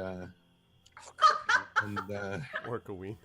Having one of these two punch him in the throat, so he'll start sounding like this whenever they get in there, and he can start screaming at people really hoarsely and everything like that. Are we having a late October? Yeah. Kind of, yeah. Oh. Fight for Red October. Red He's October. definitely going to start looking for water lilies. Probably not going to find many of them in the marsh, Mm-hmm. but he's definitely looking for them. For water lilies? Water lilies. Oh yeah. No. Yeah. no. And then it turns out they're the same thing as insert Oh super god. common plant here. Like reed mace. Oh, it's cattails. Shut up. Full Russian. Same thing. Wait, what do water lilies do to orcs? No, they don't do anything to orcs, but Oh. it allows if he grinds it into a powder Hmm. and then makes it into a tea, it allows us to get the benefits of a long rest during a short rest. Oh, that would be so good. Yeah. That would be amazing. Yeah, but he doesn't have any. So Water lilies. But it's a freaking marsh. There are water It's lilies everywhere. no, not maybe along the I river. was gonna say, Oh. unless Yeah, no, the ground like is too sour. Is that the word? Acidic? It's a good Acidic. word. Yeah. Oh, I see. Yeah.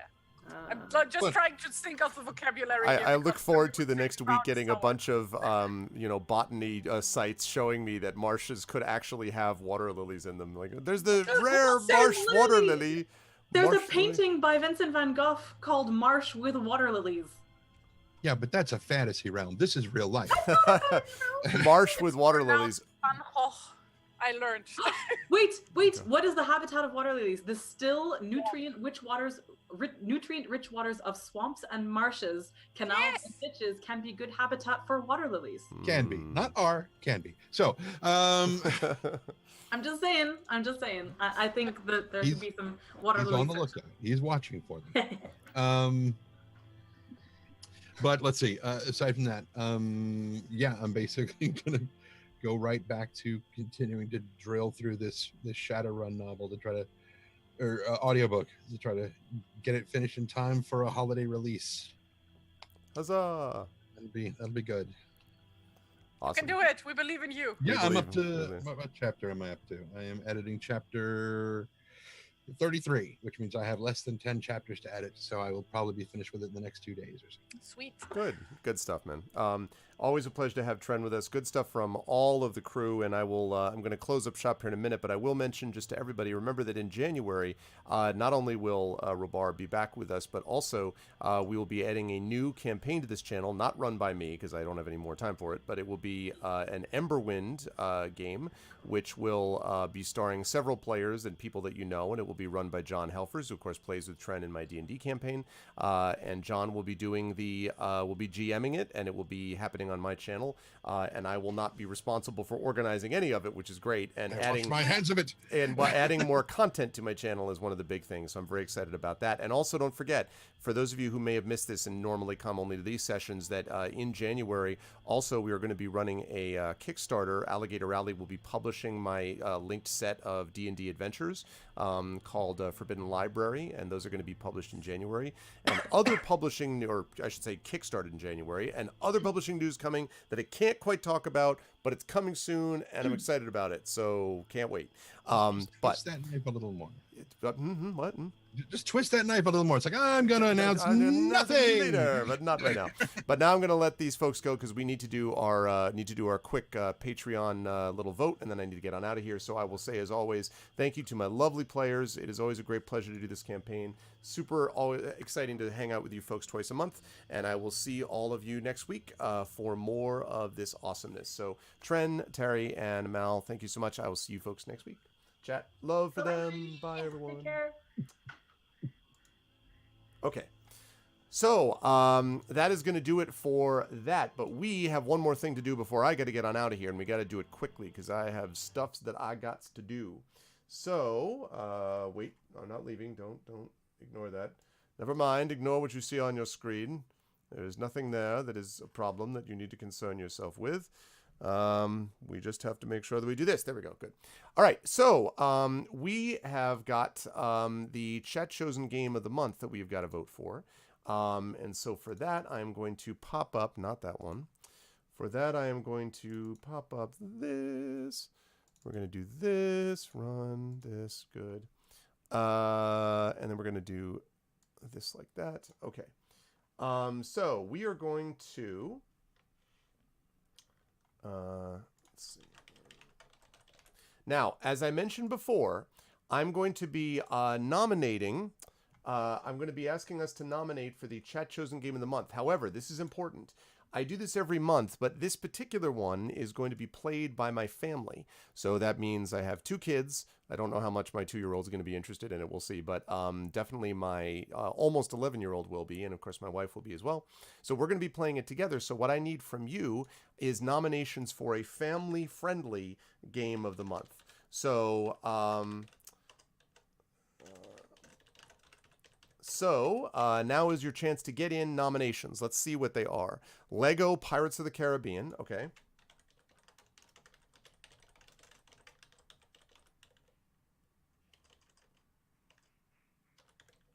All right, what else? Lego Pirates of the Caribbean. What else? Give me that control to Drew Keeps my cousin's kid happy. There you go. What else have you got? That's true. Lego's a good one. What other ones have we got, folks?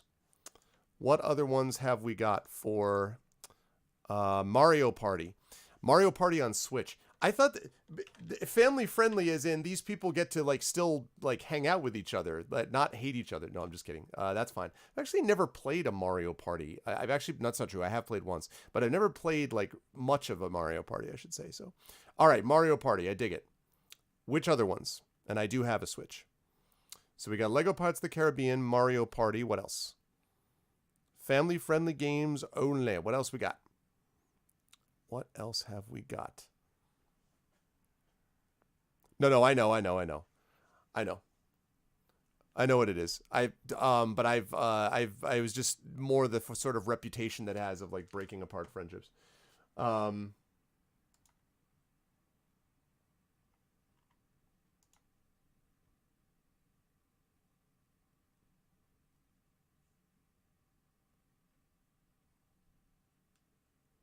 Spyro, the new one. Okay. Spyro Reignited. What is that for? What is that? Is that for PlayStation? Is that for PS4?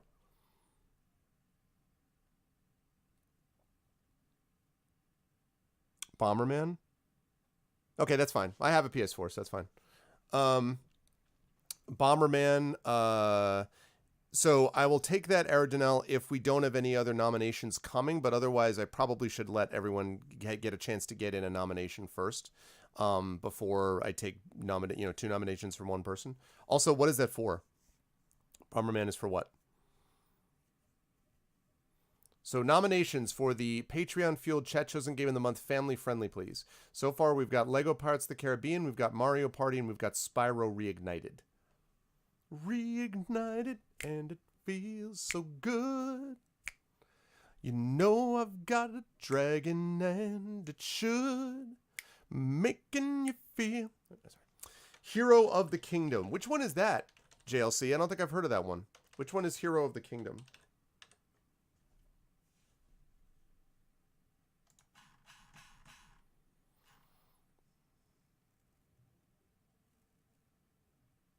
It is on Steam. Hero of the Kingdom.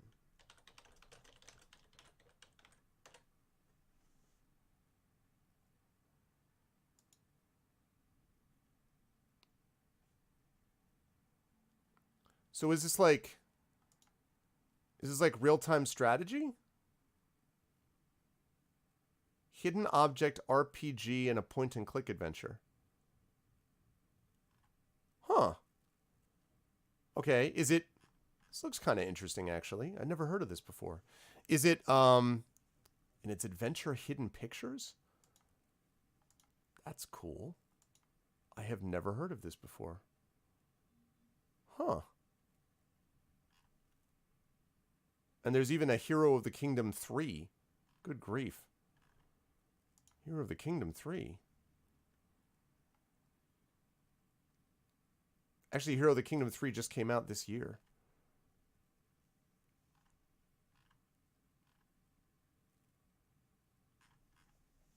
Huh. I am sort of... I've never heard of this before. Okay, cool. Well, that's awesome. I've never heard of it. but I will have to check that out. Okay, so Hero of the Kingdom. Okay, last chance for nominations. Last chance. We got Lego Pirates of the Caribbean, Mario Party, Spyro Reignited, or Hero of the Kingdom. Last chance to get these in. I can take 2 more. Can take 2 more recommendations.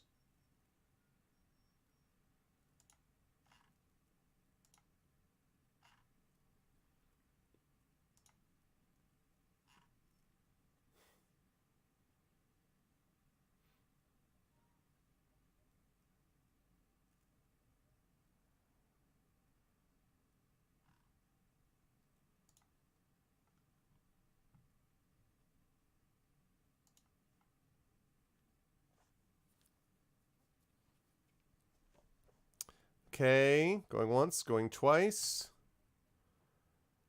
And let's do it. Okay, poll is open. So here we go. Now you need to vote, folks. So $ vote space and then the number of the one that you want. The top 3 vote getters will be placed into the straw poll. So top 3 vote getters.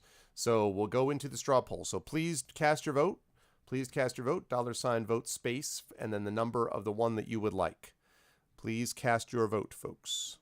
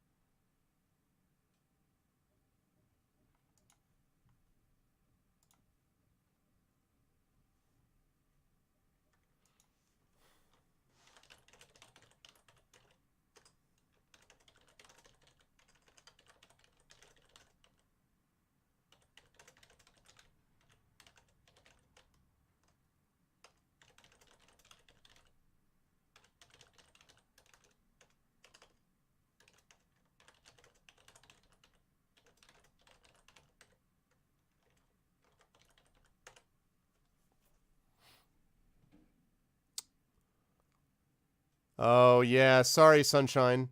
You're certainly allowed to suggest, although I think I'm past that now. But the problem is most of those, with the exception of Portal 2 and maybe HOM 5, are not family friendly.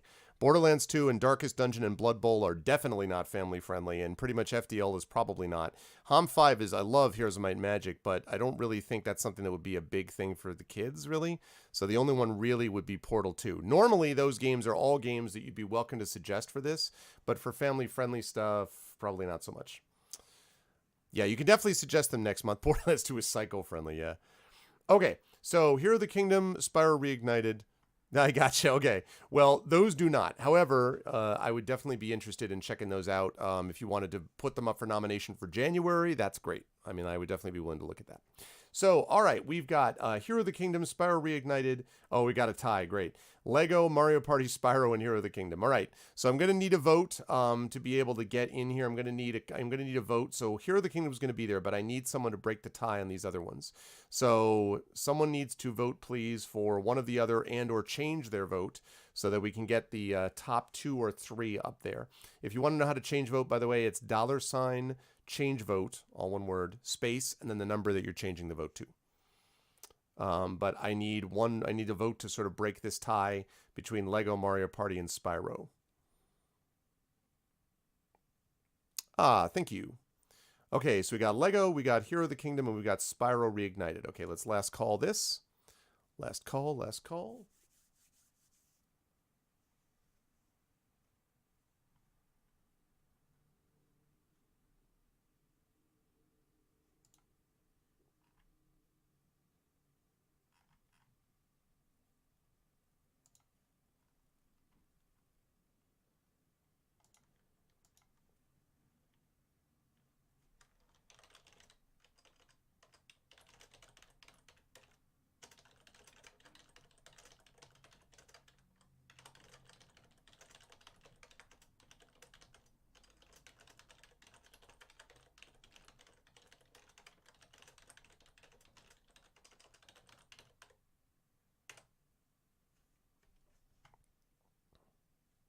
Okay, so we have Hero of the Kingdom, Lego Parts of the Caribbean, and Spyro Reignited. All right, going once, going twice. And let's do it. All right, poll is closed. So there we go. So there it is. There it is. Echo, if you would please. So it goes Hero of the Kingdom, and then it goes Lego Pirates of the Caribbean, and then Spyro Reignited would be the order I'd like if we can. So that would be the optimal choice. And then I just need to make sure that we add that to next game. So let me add this. Copy to clipboard.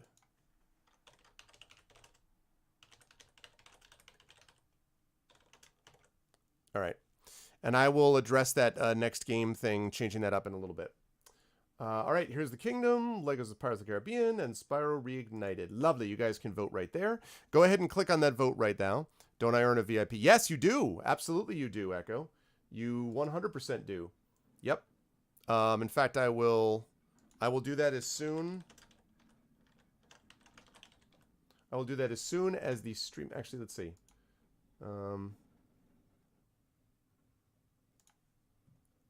Give me just a second.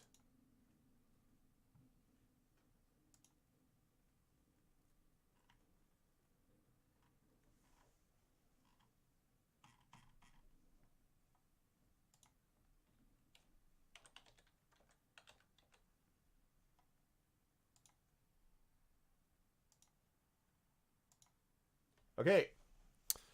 Done. So now you can check it out. Now you can check that out, Echo, and you should be able to see yourself there as a VIP. I just put it in. It may take a minute or two for it to propagate. There it is. There it is. See? So there you go. There is your VIP gem. And yes, thank you for reminding me. I would have gotten to that when I went back to the Patreon, but either way. So cool stuff. Cool stuff. Cool stuff. And yes, I will talk more about that. Still waiting to get the details on the Johnny and the Esper Genesis thing. Still waiting to get to details. So I will check that out and will let people know as soon as I know, but I'm still waiting to figure out details, which we will do soon. But that's going to do it for me, folks. I got to rise up on out of here because in a half hour, I'm going to be over at GOG for Pen and Pixels and the continuation of Thronebreaker, which is going to be a lot of fun. I'm looking forward to that. But I've got to get on out of here and make sure I can do that. So please remember the ways to support the stream. Obviously, following the channel really helps. Checking out the YouTube with !ArvTube, the Discord with !ArvCord, the Twitter with !ArvTweets, the shop with !ArvShop, and of course, the Patreon and the subsystem.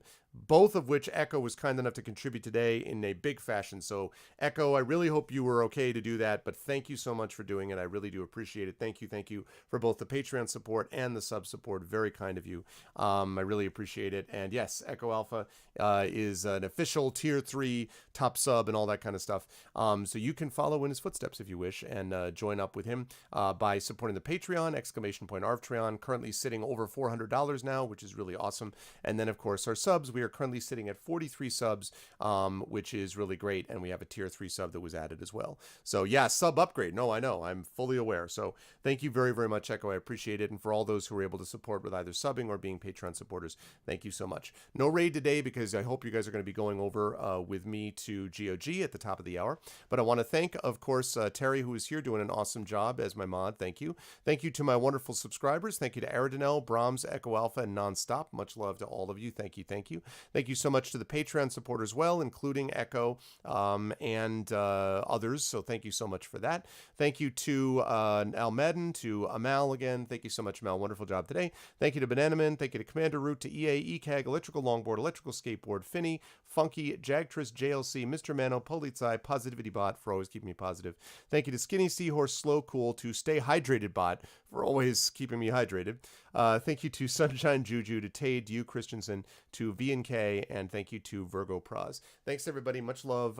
Best viewers on Twitch, as I've said many times. I'm going to be over at GOG at top of the hour, and I'll also be back here on Friday for something awesome, probably D&D with viewers, although again, we still have to solidify something with the Our Vocalist. It's a little bit in flux. So just hang in there. Make sure you're watching the schedule either here or over at arvanelleron.com. You can bookmark that site. That'll get you to audio podcasts of the Curse of Strahd campaign with Infinity and Beyond, and will allow you to access the calendar as well. But that's it for me. Thanks, everyone. Much love, and I will see all of you folks hopefully in just a little while. Until then, everyone, be good to each other. Have a good one.